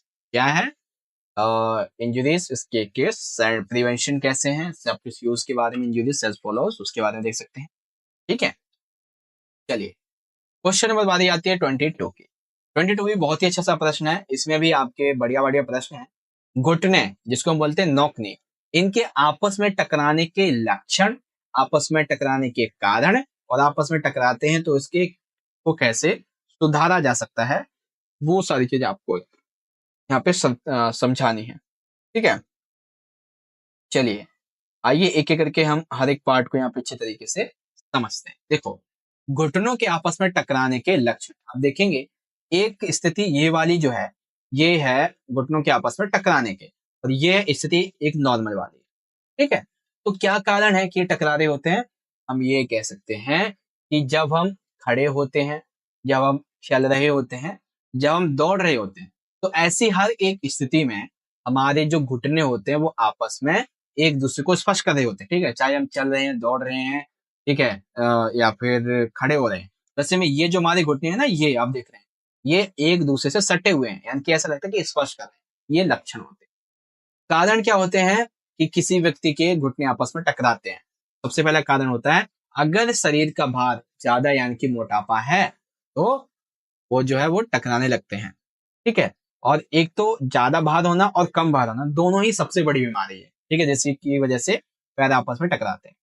एक ये भी है कि विटामिन डी की कमी से भी हो सकता है, रिकेटक्स नामक रोग से भी हो सकता है। ठीक है। लंबे समय तक आप भारी बोझ उठा के रखते हैं तो उस प्रक्रिया से भी हो सकता है। समय से पहले बच्चे जो होते हैं वो चलने लगते हैं तो उससे भी हो जाता है। ठीक है। घुटने के मिडल लिगामेंट का लेटरल लिगामेंट की अपेक्षा ज्यादा विकसित होता है। देखो, घुटने में दो तरीके के लिगामेंट होते हैं, एक मिडल और एक लेटरल। तो मिडल लिगामेंट जब लेटरल से ज्यादा बड़ा हो जाता है, विकसित हो जाता है, तब ऐसा होता है। ठीक है। क्या उपाय हैं जिससे हम अपने घुटनों को सही कर सकते हैं? ठीक है। सबसे पहला उपाय है कि पद्मासन करना चाहिए, और ज्यादा ज्यादा हो सके अगर आप योग्यता रखते तो आप घुड़सवारी कीजिए। ठीक है। फुटबॉल खेल में साइड किक करना चाहिए, यानी कि फुटबॉल खेल में क्या करना चाहिए, साइड किक मारना चाहिए। ठीक है।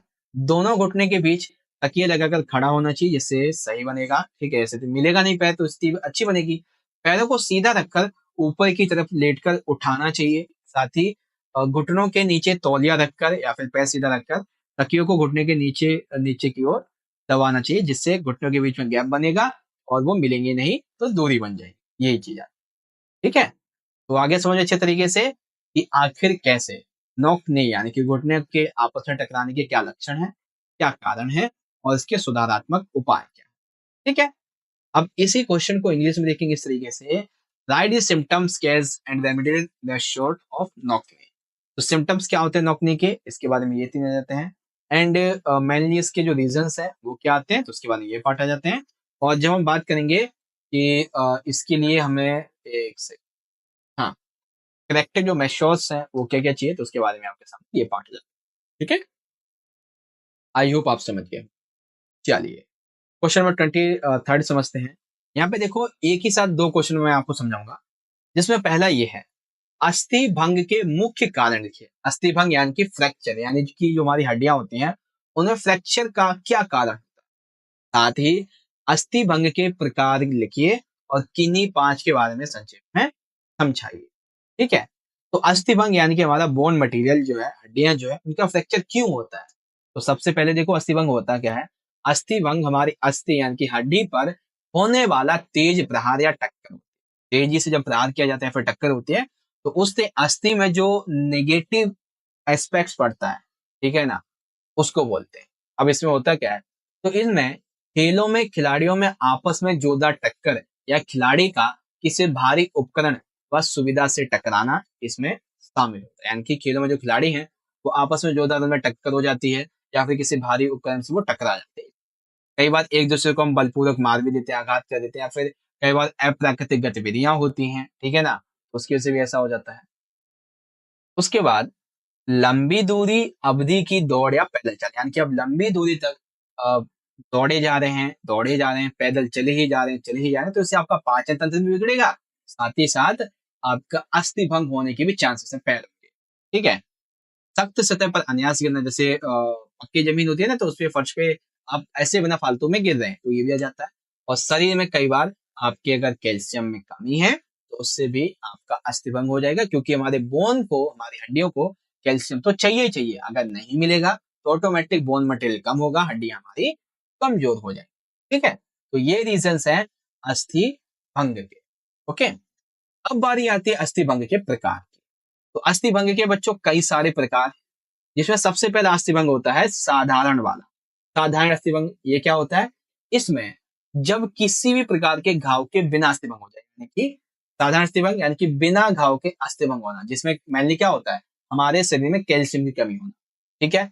मिश्रित अर्थव्यवस्था, सॉरी मिश्रित अस्थिभंग, मिश्रित अस्थिभंग इसमें क्या होता है, इसमें टूटी हुई अस्थि त्वचा को फाड़कर बाहर आ जाती है, और अस्थि के टूटने के साथ त्वचा और मांसपेशियों को भी हानि और बहुत ज्यादा नुकसान पहुंचाती है। जो भी टूटी हुई हड्डी होती है वो बाहर आ जाती है, ठीक है ना, जिससे क्या होता है, त्वचा मांसपेशियों को नुकसान पहुंचता है। फिर आता है जटिल अस्थि भंग। इसमें क्या होता है, इसमें टूटी हुई अस्थि आंतरिक अंगों को और ज्यादा हानि पहुंचाती है और बहुत सारी जटिल खतरनाक जो बीमारियां हैं वो पैदा कर देती है।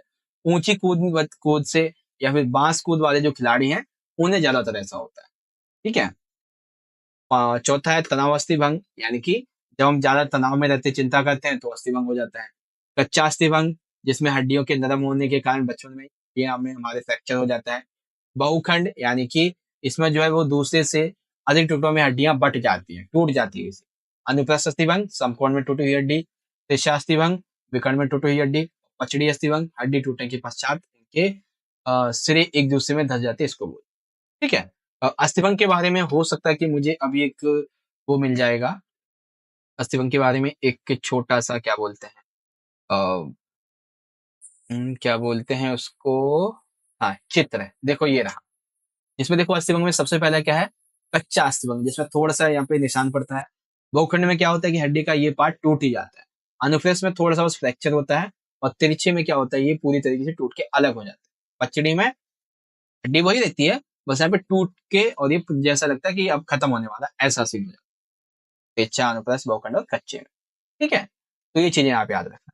तो इस तरीके से आपको आपको हर एक हड्डी के प्रकार का समझ में आ गया। साधारण, बिना किसी चोट के। मिश्रित, टूटी हुई हड्डी जो होती है वो बाहर आ जाती है और फिर ये त्वचा मांसपेशियों को नुकसान पहुंचाती है। जटिल, ये भी है, सारे अंदर ही अंदर अंग को नुकसान पहुंचाती है। तनाव, कच्चा, बहुखंड, अनुप्रस्थ, त्रिज्या, पचड़ी के बारे में आपके सामने ये पॉइंट आ जाते हैं जो मैंने आपको यहाँ पे बताया। ठीक है। चलिए अब इसको इंग्लिश में देखेंगे। Right the main case on off fractures. ठीक है, क्या रीजंस है, तो रीजंस आपके ये आ जाते हैं फ्रैक्चर्स के। ठीक है। मेनली टाइप्स क्या होते हैं फ्रैक्चर्स के, तो जब हम टाइप्स की बात करते हैं तो टाइप्स के जो फ्रैक्चर्स फ्रैक्चर्स के टाइप हैं वो आपके यहाँ पे आ जाते हैं, आप इजीली इसे यहाँ से पढ़ सकते हैं। ठीक है। अब बारी आती है क्वेश्चन नंबर 24 की। 24 बहुत ही अच्छा प्रश्न है। इसमें छोटे छोटे दो क्वेश्चन है। कौन सा, पहला है 50 मीटर स्टैंडिंग स्टार्ट तथा 600 मीटर दौड़ या फिर पैदल चाल परीक्षण की प्रक्रिया और स्कोर को समझाइए। ठीक है। तो 50 मीटर स्टैंडिंग स्टार्ट का उद्देश्य क्या होता है, गति क्षमता को मापना, किसी व्यक्ति की गति की कैसी क्षमता है उसको मापना। इसके लिए क्या आवश्यक सामग्री चाहिए होती है, एक मापने की टेप चाहिए। ठीक है। 50 मीटर लंबी लेन चाहिए और मापने का एक सफेद चूना, साफ और समतल जगह चाहिए, विराम घड़ी यानी कि स्टॉप वॉच चाहिए, स्कोर रिकॉर्ड करने के लिए पेन और पेपर चाहिए। ठीक है, प्रक्रिया क्या होती है इसमें? परीक्षण 50 मीटर से अधिक एक एकल स्प्रिंट चलना शामिल है और दर्ज किए गए समय के साथ एक स्थिति से दूसरे के सामने एक पैर से शुरू करना और टाइम कीपर टाइम लेन स्टार्ट देता है और वही परीक्षार्थी का स्कोर बनता है। ये 50 मीटर का स्टैंडिंग स्टार्ट है। ठीक है, लेकिन जो 600 मीटर वाला है ये थोड़ा सा अच्छा है। क्या है? 600 मीटर दौड़ पैदल चाल चाल टेस्ट। ये क्या होता है? इसका उद्देश्य होता है एरोबिक पुष्टि को मापने के लिए। सामग्री मापने की टेप, ट्रैक व चूना, समतल एवं साफ जगह, पेन और पेपर स्कोर रिकॉर्ड को बनाए रखने के लिए। प्रक्रिया, परीक्षार्थी आरंभ रेखा के ठीक पीछे खड़ा होगा। जैसे होता है ना कि कोई भी अपनी मूवी में देखा होगा या नॉर्मली देखते हो गाड़ी को, तो वो पीछे खड़े रहते हैं स्टार्टिंग होने से पहले चूना लाइन से। ठीक है, स्टार्टिंग लाइन से जैसे ही रेडी गो का सिग्नल होगा वैसे 600 मीटर की दौड़ शुरू हो जाएगी और दौड़ने के थकने पर आप पैदल भी चल सकते हैं, आपकी मर्जी, लेकिन आप हाथ जाएंगे। ठीक है ना। इस परीक्षण में एक समय पर अनेक विद्यार्थी दौड़ में भाग लेते हैं। समय मिनट तथा सेकेंडों, समय जो था वो मिनट में सेकंड में नोट कर लिया जाता है और वही परीक्षार्थियों का स्कोर हो जाता है। ठीक है, आगे बात करते हैं। तो आगे क्या बात करेंगे ये तो आपको समझ में आ ही गया 24th का। अब इसको आप इंग्लिश में दे सकते हैं कि 50 metre standing start and 600 metre explain the procedure and source of running walking time. ठीक है, तो 50 मीटर स्टैंडिंग स्टार्ट के बारे में, पर्पस, मटेरियल रिक्वायर्ड, प्रोसीड्यूर क्या होता है इसके बारे में यहाँ पे समझ लेंगे और 600 मीटर के बारे में यहाँ पे आ रही है। तो objectives, metal required and procedure, इसके बारे में आप ऐसे ये समझ। ठीक है बच्चों, तो आई होप कि आप सभी को बढ़िया तरीके से ये वाला जो पार्ट है वो यहाँ पे समझ में आ गया होगा। ठीक है, चलिए आगे बढ़ेंगे। अब है हमारा क्वेश्चन नंबर 25। बहुत अच्छा सा प्रश्न है, बढ़िया तरीके से आपको समझाऊं। क्वेश्चन ये है कि चपटे पैरों के लक्षण, चपटे पैरों के कारण तथा चपटे पैरों के सुधारात्मक उपाय लिखिए। ठीक है, तो क्या है इसके लक्षण, क्या है इसके कारण और क्या है इसके उपाय, ये समझाने हैं। ठीक है, तो सबसे पहले चपटे पैर। आप यहाँ पे देखेंगे एक पैर की जो एड़ी है वो नॉर्मली देखो यहाँ पे हल्की सी ऐसे उठी हुई है, लेकिन एक की जो है एकदम समतल है। तो समतल के क्या रीजंस होते हैं? समतल के रीजंस होते हैं कि चलते समय या खड़े होते समय पैर यानी कि थंब के मध्य भाग में दर्द होना, क्योंकि जब वो धरती में लगेगा तो दर्द तो होगा ही। पैर की लंबी चाप का खत्म होना, यानी कि आप उससे जो है वो ज्यादा लंबा चल नहीं पाते। ठीक है, जब आप पैरों को गीला करके फर्श पर रखते हैं तो पैर का पूरा निशान पड़ जाता है। ये इसके लक्षण, जैसे आप देखेंगे कि ये वाली जो स्थिति है ना, ये पैर की नॉर्मल स्थिति है, लेकिन चपटे पैर की स्थिति ऐसी होगी जिसमें पूरा का पूरा पैर आपका नजर आता होगा। ठीक है, क्या कारण होते हैं इन चपटे पैरों के? तो सबसे बड़ा जो कारण बच्चों है वो ये है कि आपकी मांसपेशियों में और हड्डियों में बहुत ज्यादा कमजोरी होती है, या फिर आपका वजन बहुत ही ज्यादा होगा। आप या तो मोटापे के बहुत ज्यादा शिकार होंगे या फिर कुपोषण के बहुत ज्यादा शिकार होंगे। ठीक है, लंबे समय तक भारी बोझ को उठाना, चोट लगना या फिर खराब जूते पहनना ये शामिल हो जाता है। ठीक है, चलिए समझ में आ गया लक्षण और कारण। अब हम इसे सुधार कैसे सकते हैं? सुधारात्मक उपाय क्या होता है? तो पैरों से लिखना, रेत पर चलना तथा दौड़ना, पंजों पर कूदना, उचित प्रकार के जूते पहनना, जूते के मध्य भाग में रुमाल रखकर पहनना, जमीन पर गिरे हुए छोटे पत्थर के टुकड़ों को पैरों से उठाना, ताड़ासन तथा वज्रासन करना, ये सभी इसके सुधारात्मक उपाय शामिल है। ठीक है, चपटे पैरों के कारण, चपटे पैरों के लक्षण, चपटे पैरों के उपाय, तीनों समझ में आ गए। लक्षण, कारण और उपाय। अब इसको इंग्लिश में देखेंगे तो इंग्लिश में आएगा इस तरीके से, write the symptoms and cares and corrective measures of a flat feet. तो सिम्टम्स क्या है, ठीक है, रीजंस क्या है एंड करेक्टिव मेजर्स क्या होते हैं, उसके बारे में ये आ जाता है।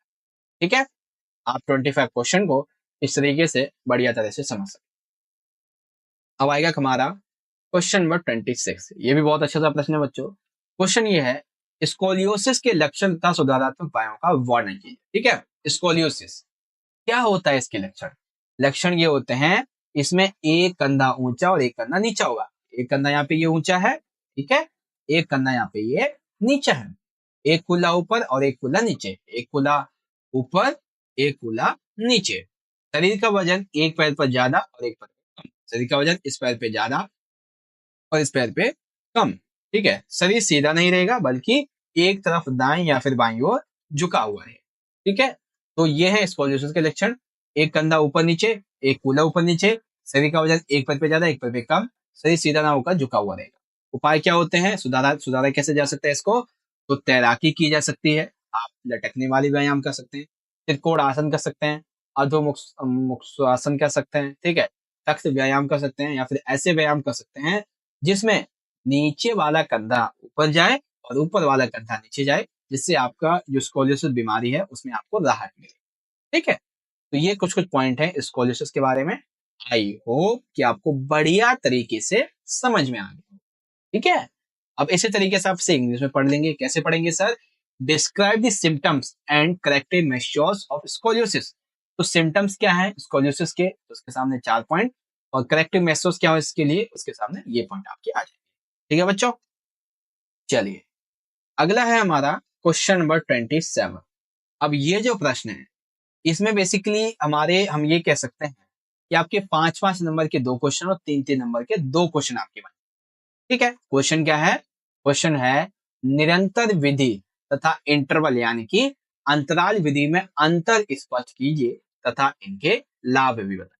तो पहले हम ये समझेंगे कि निरंतर प्रशिक्षण विधि क्या होती है। सिंपल सी नाम से पता चल रहा होगा कि ऐसा प्रशिक्षण जिसमें जो बेसिकली बंदा है वो निरंतर कार्य करे। ठीक है ना, तो निरंतर प्रशिक्षण विधि इस तरह के व्यायामों को लंबे समय तक बिना रुके किया जाता है, इसीलिए इनमें कार्य करने की जो क्षमता होती है वो बहुत ज्यादा होती है। ठीक है, खिलाड़ी की हृदय गति व्यायाम के दौरान 140 से 160 प्रति मिनट होनी चाहिए। व्यायाम करने की अवधि 30 मिनट से कम अधिक होनी चाहिए, और इसमें दौड़ना, पैदल चलना, साइकिल चलाना और क्रॉस कंट्री दौड़, ये सभी चीजें इसमें शामिल होती है निरंतर प्रशिक्षण विधि में। यानी कि इसमें उसको पूरी तरीके से कोई भी रुकने का कोई चांस नहीं होता। ठीक है, इनकी अवधि कम से कम 3 मिनट की होती है, 3 मिनट की।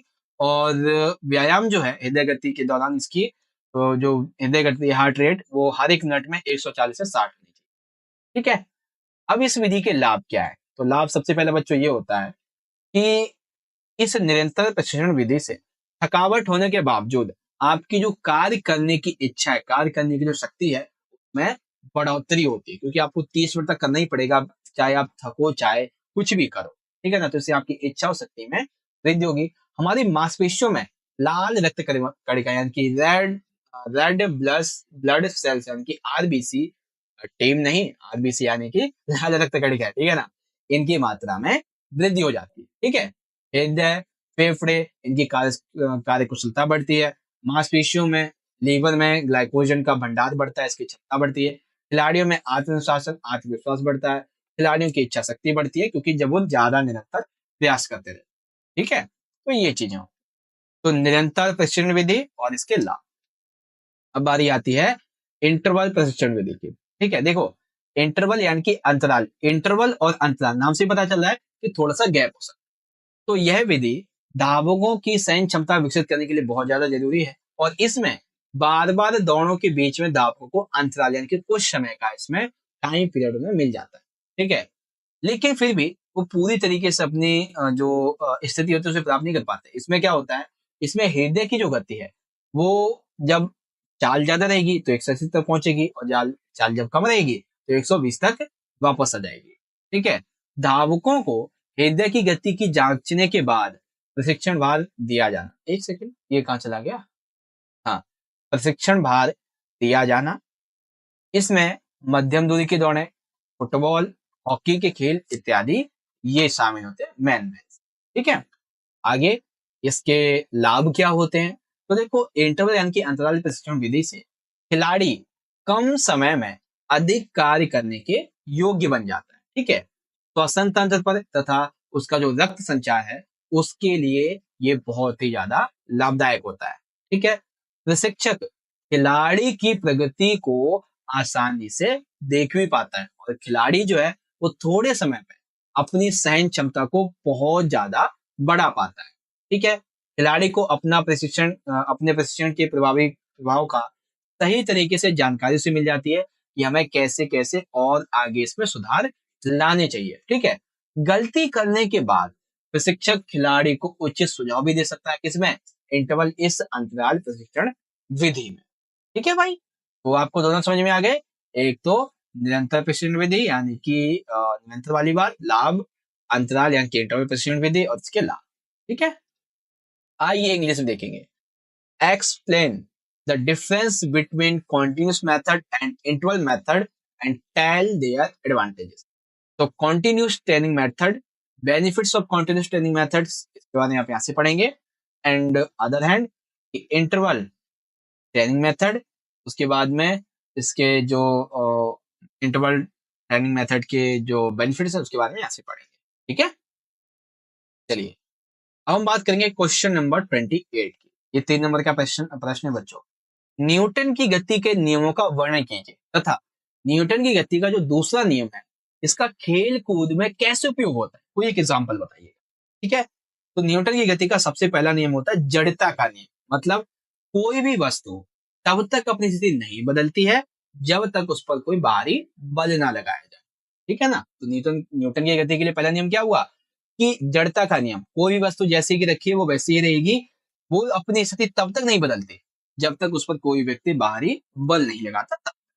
ठीक है, फिर है दूसरा नियम त्वरण का नियम। इसमें क्या होता है कि किसी भी वस्तु में उत्पन्न होने वाले त्वरण की दर वस्तु पर लगने वाले बल के समानुपाती और उसके द्रव्यमान के व्युत्क्रमण अनुपाती होती है। यानी कि आप जितना बल किसी वस्तु पर लगाएंगे उतना ही बल वो आपके विपरीत कार्य करेगा। ये त्वरण का नियम। फिर तीसरा नियम कि प्रत्येक क्रिया की हमेशा बराबर तथा विपरीत क्रिया इस न्यूटन के गति के नियम में होती है। दूसरा जो नियम है हमारा, ठीक है ना, उसका खेल कूद में क्या उपयोग होता है आइए समझेंगे। तो लिखेंगे फुटबॉल में त्वरण उत्पन्न करने के लिए हम क्या करते हैं, हम उसमें जोर से किक करते हैं और जितना तेजी से हम किक करेंगे उतनी ही तेजी से उसमें त्वरण होगा और वो उतनी तेजी से आगे जाएगी। ठीक है, एक और एग्जांपल है कि ऊंची खेलकूद में जब खिलाड़ी रेत पर गिरता है तो उसे बहुत ही ज्यादा चोट लगती है, लेकिन वहीं आप किसी मंजिल से आप जो 20 से 30 गद्दे नीचे रख लिए आप उस पर कूदो, आपको चोट बिल्कुल भी नहीं लगेगी। क्यों भाई? क्योंकि ऐसे में आपका जो त्वरण होता है वो जमीन पर पहुंचते पहुंचते क्या होता है, शून्य हो जाता है। लेकिन सीधा डायरेक्ट गिरेंगे तो त्वरण पूरा का पूरा जमीन पे लगेगा, और जब त्वरण ज्यादा होगा तो चोट आपको ज्यादा लगेगी, और जितना ज्यादा त्वरण आपके शरीर का कम होगा उतनी चोट आपको कम लगेगी। जैसे गद्दा और रेत का एग्जाम्पल है यहाँ पे। ठीक है ना, तो ये चीजें हैं न्यूटन की गति के सेकेंड लॉ का यूज इन दी जिसे हम बोलते हैं बेसिकली पार्ट के। ठीक है, चलिए अब आगे बात करेंगे इस क्वेश्चन में इंग्लिश की। तो लिखा हुआ है कि what do you understand bye, एक सेकेंड, नॉन न्यूट्रिशन के बारे में तो भी आएगा क्वेश्चन हमारा। क्वेश्चन है describe Newton's law of motion and write an example of the use of the second law in sports. तो Newton's law of motion are follow first law, second law, third law, fourth law, नहीं fourth कहां से हो गया भाई, second ही आएगा ना। Second law का स्पोर्ट्स में क्या यूज है उसके बारे में। ठीक है, अब बारी आती है क्वेश्चन नंबर 29 की। बहुत अच्छा सा प्रश्न है बच्चों, 3 नंबर का या 4 जो भी है उस तरीके से आएगा, 3 या 5 में। गैर पोषक तत्व से आप क्या समझते हैं तथा किन्हीं 4 गैर पोषक तत्वों के महत्व को समझाइए। ठीक है ना, तो गैर पोषक तत्व क्या होते हैं? देखो सिंपल सी बात है भाई कि हमारे आहार में देखो जैसे कि कैल्शियम, प्रोटीन, वसा, कार्बोहाइड्रेट, ठीक है ना, विटामिन, ये सभी पोषक तत्व हैं। लेकिन कुछ ऐसे गैर पोषक तत्व होते हैं जो हमारे आहार के लिए जरूरी तो है लेकिन हमें उनसे कोई पोषण नहीं मिलता है, हमारे पाचन तंत्र के लिए लाभदायक होते हैं। एग्जाम्पल के लिए जैसे फाइबर है, तो फाइबर जब हम खाते हैं ज्यादातर तो ये जो है वो क्या होता है, इससे मल त्याग करने में सहायता मिलती है। ठीक है, और हमें कब्ज होने से रोकता है, हमारी आंतों की जो कार्य प्रणाली है इसको अच्छा बनाता है।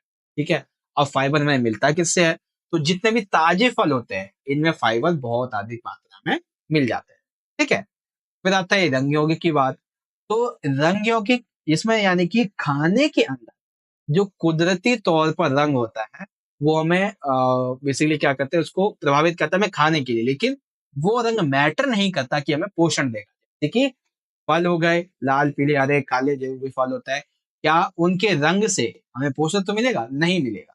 ठीक है, सब्जियां होगी लाल, संतरी, पीले, नीले, हरे, सफेद रंग की, इनसे हमें कोई पोषण नहीं मिलता है, लेकिन फिर भी हम इन्हें खाते हैं, ये गैर पोषक तत्व है।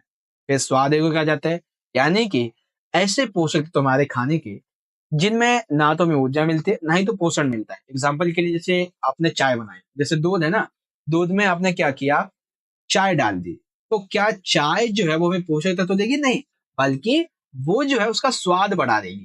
ठीक है, जैसे सब्जी है, सब्जी में नमक डाला गया, नमक कम है, ठीक है, तो आप उससे थोड़ा कम खाएंगे, लेकिन नमक थोड़ा और डाल दिया और स्वाद अच्छा बन गया तो आप उससे ज्यादा खा जाएंगे। नमक आपको कोई पोषण नहीं देगा, लेकिन नमक की वजह से आपने जो खाना खाया है वो डेफिनेटली आपको पोषण देगा।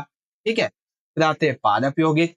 बहुत से ऐसे पादप यौगिक हैं जिनको खाया नहीं जा सकता है और इनके लाभ हानिकारक प्रभाव भी डालते हैं, यानी कि जैसे पालक है, मेथी, धनिया, ऐसे आप खा सकते हैं, लेकिन बहुत से ऐसे हैं जिन्हें खा भी नहीं सकते, वो नुकसान देते। तो ये कुछ कुछ बातें रही जो आपको यहाँ पे समझ में आ जाएंगी। ठीक है बच्चों, तो ये था गैर पोषक तत्व के बारे में पूरी की पूरी कहानी। ठीक है, क्या होते हैं गैर पोषक तत्व? फाइबर, रंग यौगिक, स्वाद यौगिक और पादप यौगिक। ओके बच्चों, अब इसी को आप इंग्लिश में देखेंगे कि what do you understand by non nutrient and state the importance of any four non nutrients. ठीक है ना, तो क्या होते हैं? फिर fibres, colouring compounds, taste compounds and plant compounds, इसके बारे में आप यहाँ से पढ़ सकते हैं। ठीक है, चलिए अब एक ऐसा क्वेश्चन है जो कि आपके नॉर्मली डेली लाइफ से भी संबंधित है और ये प्रश्न आया भी है कई बार। ठीक है, प्रश्न क्या है? प्रश्न है, आत्मसम्मान तथा हमारी शारीरिक छवि को प्रभावित करने वाले कारक कौन कौन से हैं तथा उन्हें सुधारने वाले तत्वों की व्याख्या कीजिए। ठीक है, तो आत्मसम्मान और हमारे शारीरिक छवि को, यानी कि हमारे अंदर जो कॉन्फिडेंस है और हमारी जो बॉडी शेप है, इसको प्रभावित करने वाले मेनली रीजंस कौन कौन से और इनको कैसे हम सुधार सकते हैं। तो देखो, हमारे आत्मसम्मान को कब ठेस पहुंचती है? जब हम अपनी तुलना किसी दूसरे व्यक्ति से करते हैं। जैसे आप थोड़े काले हैं, आप अपनी तुलना किसी गोरे से कर रहे हैं, आप थोड़े पतले हैं, आप तुलना करें किसी हट्टे कट्टे व्यक्ति से, तो इससे क्या होगा? इससे आपको मन ही मन अंदर ही अंदर बहुत ज्यादा दुख प्रभाव लगेगा। ठीक है ना? दूसरे लोग हमारे प्रति कैसा यहाँ पे व्यवहार करते हैं वो इम्पोर्टेंट रखता है। अगर आपके साथ में कोई अच्छा व्यवहार करता है तो आपको लगेगा कि हाँ भाई, हम मुझे जो है वो सम्मान दिया जा रहा है। कोई गलत व्यवहार कर रहा है तो लगेगा यार ये तो गलत बात हो रही मेरे साथ में, ना ये चीज है। ठीक है, साथ ही जीवन के अच्छे बुरे अनुभव, जैसे आप अभी एग्जाम देने जा रहे हैं तो आपका अच्छा अनुभव क्या होगा कि आपने 12th बोर्ड का एग्जाम दिया, आपके अच्छे नंबर आए, लेकिन मैं नहीं चाहता कि किसी बच्चे के नंबर कम आए, क्योंकि मैं अपनी पूरी कोशिश कर रहा हूँ आप सभी के लिए। ठीक है, इसके लिए देखो, मैंने आपको 1.5 घंटे का वीडियो बताया था, ये 2 घंटे के दौरान पहुंचने वाला है। तो मेनली क्या मेरा उद्देश्य है कि मैं आपको अच्छे तरीके से समझाऊं। तो वही चीज है कि जैसे आप पेपर देने के लिए जाओगे, मेरी तरफ से तो मैंने तैयारी करवा रखी है आपकी, तो ये आपका अच्छा अनुभव है कि आप पेपर देने जाएंगे, आपका पेपर अच्छा जाएगा। लेकिन किसी बच्चे का पेपर अगर खराब जाता है, ये उसका बुरा अनुभव है, और 12th की बात है तो आपको ये पूरे जीवन भर याद भी रहे। ठीक है, जैसे आप रिलेशनशिप में जाते हैं, तो जब आप नए नए रिलेशनशिप में आते हैं तो आपके ये जीवन का अच्छा अनुभव है। लेकिन रिलेशनशिप जब ब्रेक हो जाता है, ब्रेकअप हो जाता है, वो आपके जीवन का बुरा अनुभव होता है। और फर्स्ट जो होता है ना, वो तो भाई कोई भूल ही नहीं सकता। ये कुछ ऐसी बातें होती है, ठीक है ना? तो जीवन के अच्छे और बुरे अनुभव होते हैं। ओके, उसके बाद शारीरिक गठन के अच्छा होने पर शारीरिक छवि और आत्मसम्मान में वृद्धि होती है। मतलब जब हमारा शारीरिक गठन अच्छा होगा, ठीक है, तो सिंपल से हमारी शारीरिक छवि भी बढ़ेगी और आत्मसम्मान भी बढ़ेगा।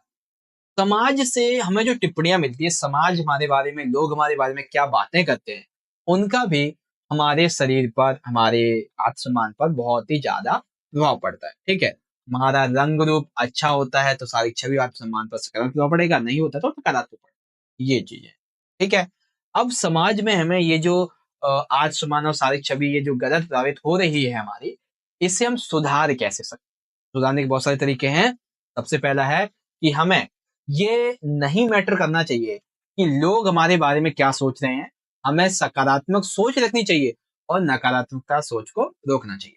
ठीक है, अपनी योग्यता पर हमें ध्यान देना चाहिए और अपने लक्ष्य को हमें प्राप्त करना चाहिए। समाज हमारे बारे में क्या कहता है उस पर ध्यान ना देते हुए हमें अपने पर ध्यान देना चाहिए। ठीक है, प्लास्टिक सर्जरी के द्वारा शारीरिक सुंदरता को बढ़ाया जा सकता है। अगर आपका शरीर अच्छा नहीं है और कई कोशिश करने के बाद भी नहीं हो रहा है, तो आप क्या करें कि आप ना अपनी प्लास्टिक सर्जरी करवा सकते हैं, जो कि मेनली बहुत से लोग करवाते हैं। ठीक है, शारीरिक सुंदरता को बढ़ाने के लिए सुंदरता बढ़ाने वाली क्रीम्स आती हैं, सोप्स आते हैं, उनका उपयोग कर सकते हैं। आत्म प्रशंसा खुद ही कर सकते हैं, ठीक है ना। क्योंकि लोग तो आपकी देखो, एक कहावत है कि आप अपना काम करो, ठीक है, आप अपनी खुद की तारीफ करो, क्योंकि जलने के लिए तो पड़ोसियों को बनाया हुआ है, लोगों को बनाया हुआ है। लोगों को आपके काम को रोकने के लिए ही बनाया हुआ है, ठीक है। लेकिन जिस दिन आप सफल हो गए, वही लोग फिर आपकी तारीफ भी करें, ठीक है ना। तो वही चीज है, हमें अपने सकारात्मक सोच रखनी चाहिए, अपनी योग्यता पर ध्यान देकर लक्ष्य की ओर बढ़ना चाहिए, अपनी प्रशंसा खुद ही करनी चाहिए, क्योंकि लोग तो हमारी बुराइयां ही करते हैं। हमें अच्छा खाना खाना चाहिए, प्रतिदिन व्यायाम करना चाहिए, इससे हमारा आत्मसम्मान भी बढ़ेगा और साथ ही साथ हमारी शारीरिक छवि में भी वृद्धि होगी। ठीक है बच्चों, आ गया समझ में, बहुत बढ़िया। इंग्लिश में देख लीजिए last question. What are the factors affecting self esteem and body image and explain the elements to improve them. तो क्या क्या फैक्टर्स हैं कि self esteem and body image को इफेक्ट करने वाले, ठीक है। उसके बाद में ये बेसिकली कैसे इंप्रूव कर सकते हैं बॉडी इमेज सेल्फ स्टीम को, उसके बारे में ये आपके यहाँ पे, ठीक है बच्चों। Okay, well well well, around 2 घंटे हमारे होने वाले हैं। एंड इन 2 घंटों के अंदर बच्चों, मैं लिटरली बता रहा हूँ कि जो अभी मैंने आपको ये 30 क्वेश्चन समझाए हैं ना, जितने भी ये 30 क्वेश्चन, आपके पेपर में बहुत से क्वेश्चन इसी में से आने वाले हैं, ठीक है। बहुत सारे क्वेश्चन बहुत ही अच्छे तरीके से इस 1.5 से 2 घंटे की वीडियो के अंदर मेरी तरफ से जितना हो सकता था वो मैंने आपको बढ़िया तरीके से यहाँ पे समझा दिया, ठीक है। और आई होप कि आप सभी को आज के जितने भी क्वेश्चन थे वो अच्छे तरीके से समझ में आए होंगे। देखिए, एक चीज आपसे कहना चाहूंगा कि अगर आपको और भी क्वेश्चन समझने हैं, अगर आपको ऐसा ही लगता है कि एक पार्ट 2 और आना चाहिए, ठीक है ना, तो आप मुझे ज्यादा से ज्यादा कमेंट करो, ठीक है। आप ज्यादा से ज्यादा मुझे कमेंट करके बताओ कि यस सर, हमें पार्ट 2 चाहिए। अगर चाहिए तो कमेंट कीजिए, उतनी ही जल्दी एक और वीडियो हम अपलोड कर देंगे आपकी, जिससे आपकी तैयारी और भी बेहतरीन, ठीक है। तो आप ज्यादा से ज्यादा कमेंट कीजिएगा पार्ट 2 के लिए। बाकी आप सभी को आज की ये वाली वीडियो कैसी लगी, ठीक है, जिसके संबंध में अभी हमने बात की पूरी, आपको ये वाली वीडियो कैसी लगी, इसके बारे में आप क्या कीजिए कि एक सेकेंड, मैं ना एक कुछ अच्छा सा क्वेश्चन निकाल लेता हूँ, फिर आपसे बात करते हैं। हाँ देखो, आपको ये वीडियो कैसी लगी, आप जरूर ज्यादा से ज्यादा कमेंट बॉक्स में मुझे बताइएगा, ठीक है। वीडियो अच्छी लगी है तो ज्यादा से ज्यादा इस वीडियो को लाइक कीजिए, क्योंकि आप जितना ज्यादा लाइक करोगे बच्चों, मैं लिटरली बता रहा हूँ, उतना ही ज्यादा हमारा और मोटिवेशन बढ़ता है ऐसे ही वीडियोस को बनाने के लिए, ठीक है। अपने सभी दोस्तों के साथ में इस वीडियो को जरूर शेयर करें, ताकि वो भी इससे अपनी बोर्ड की एग्जाम की तैयारी और अच्छी कर सके, ठीक है बच्चों। बाकी आप सभी से मिलेंगे अगली वीडियो में। अगर आप सभी को पार्ट 2 की वीडियो चाहिए तो आप मुझे बताना कमेंट बॉक्स में, मैं आप वीडियो आपके लिए लेके आ जाऊँ, ठीक है। बाकी आपके क्वेश्चन पेपर वगैरह की वीडियो भी अभी अपलोड हो जाएगी शाम को, तो उसे भी देख लेना। मिल लेंगे आपसे अगली वीडियो में, तब तक के लिए आप सभी पढ़ते रहिएगा, और आप सभी को मेरी तरफ से आपके एग्जाम के लिए all the best. Next video में बहुत बहुत धन्यवाद। जय हिंद, वंदे मातरम।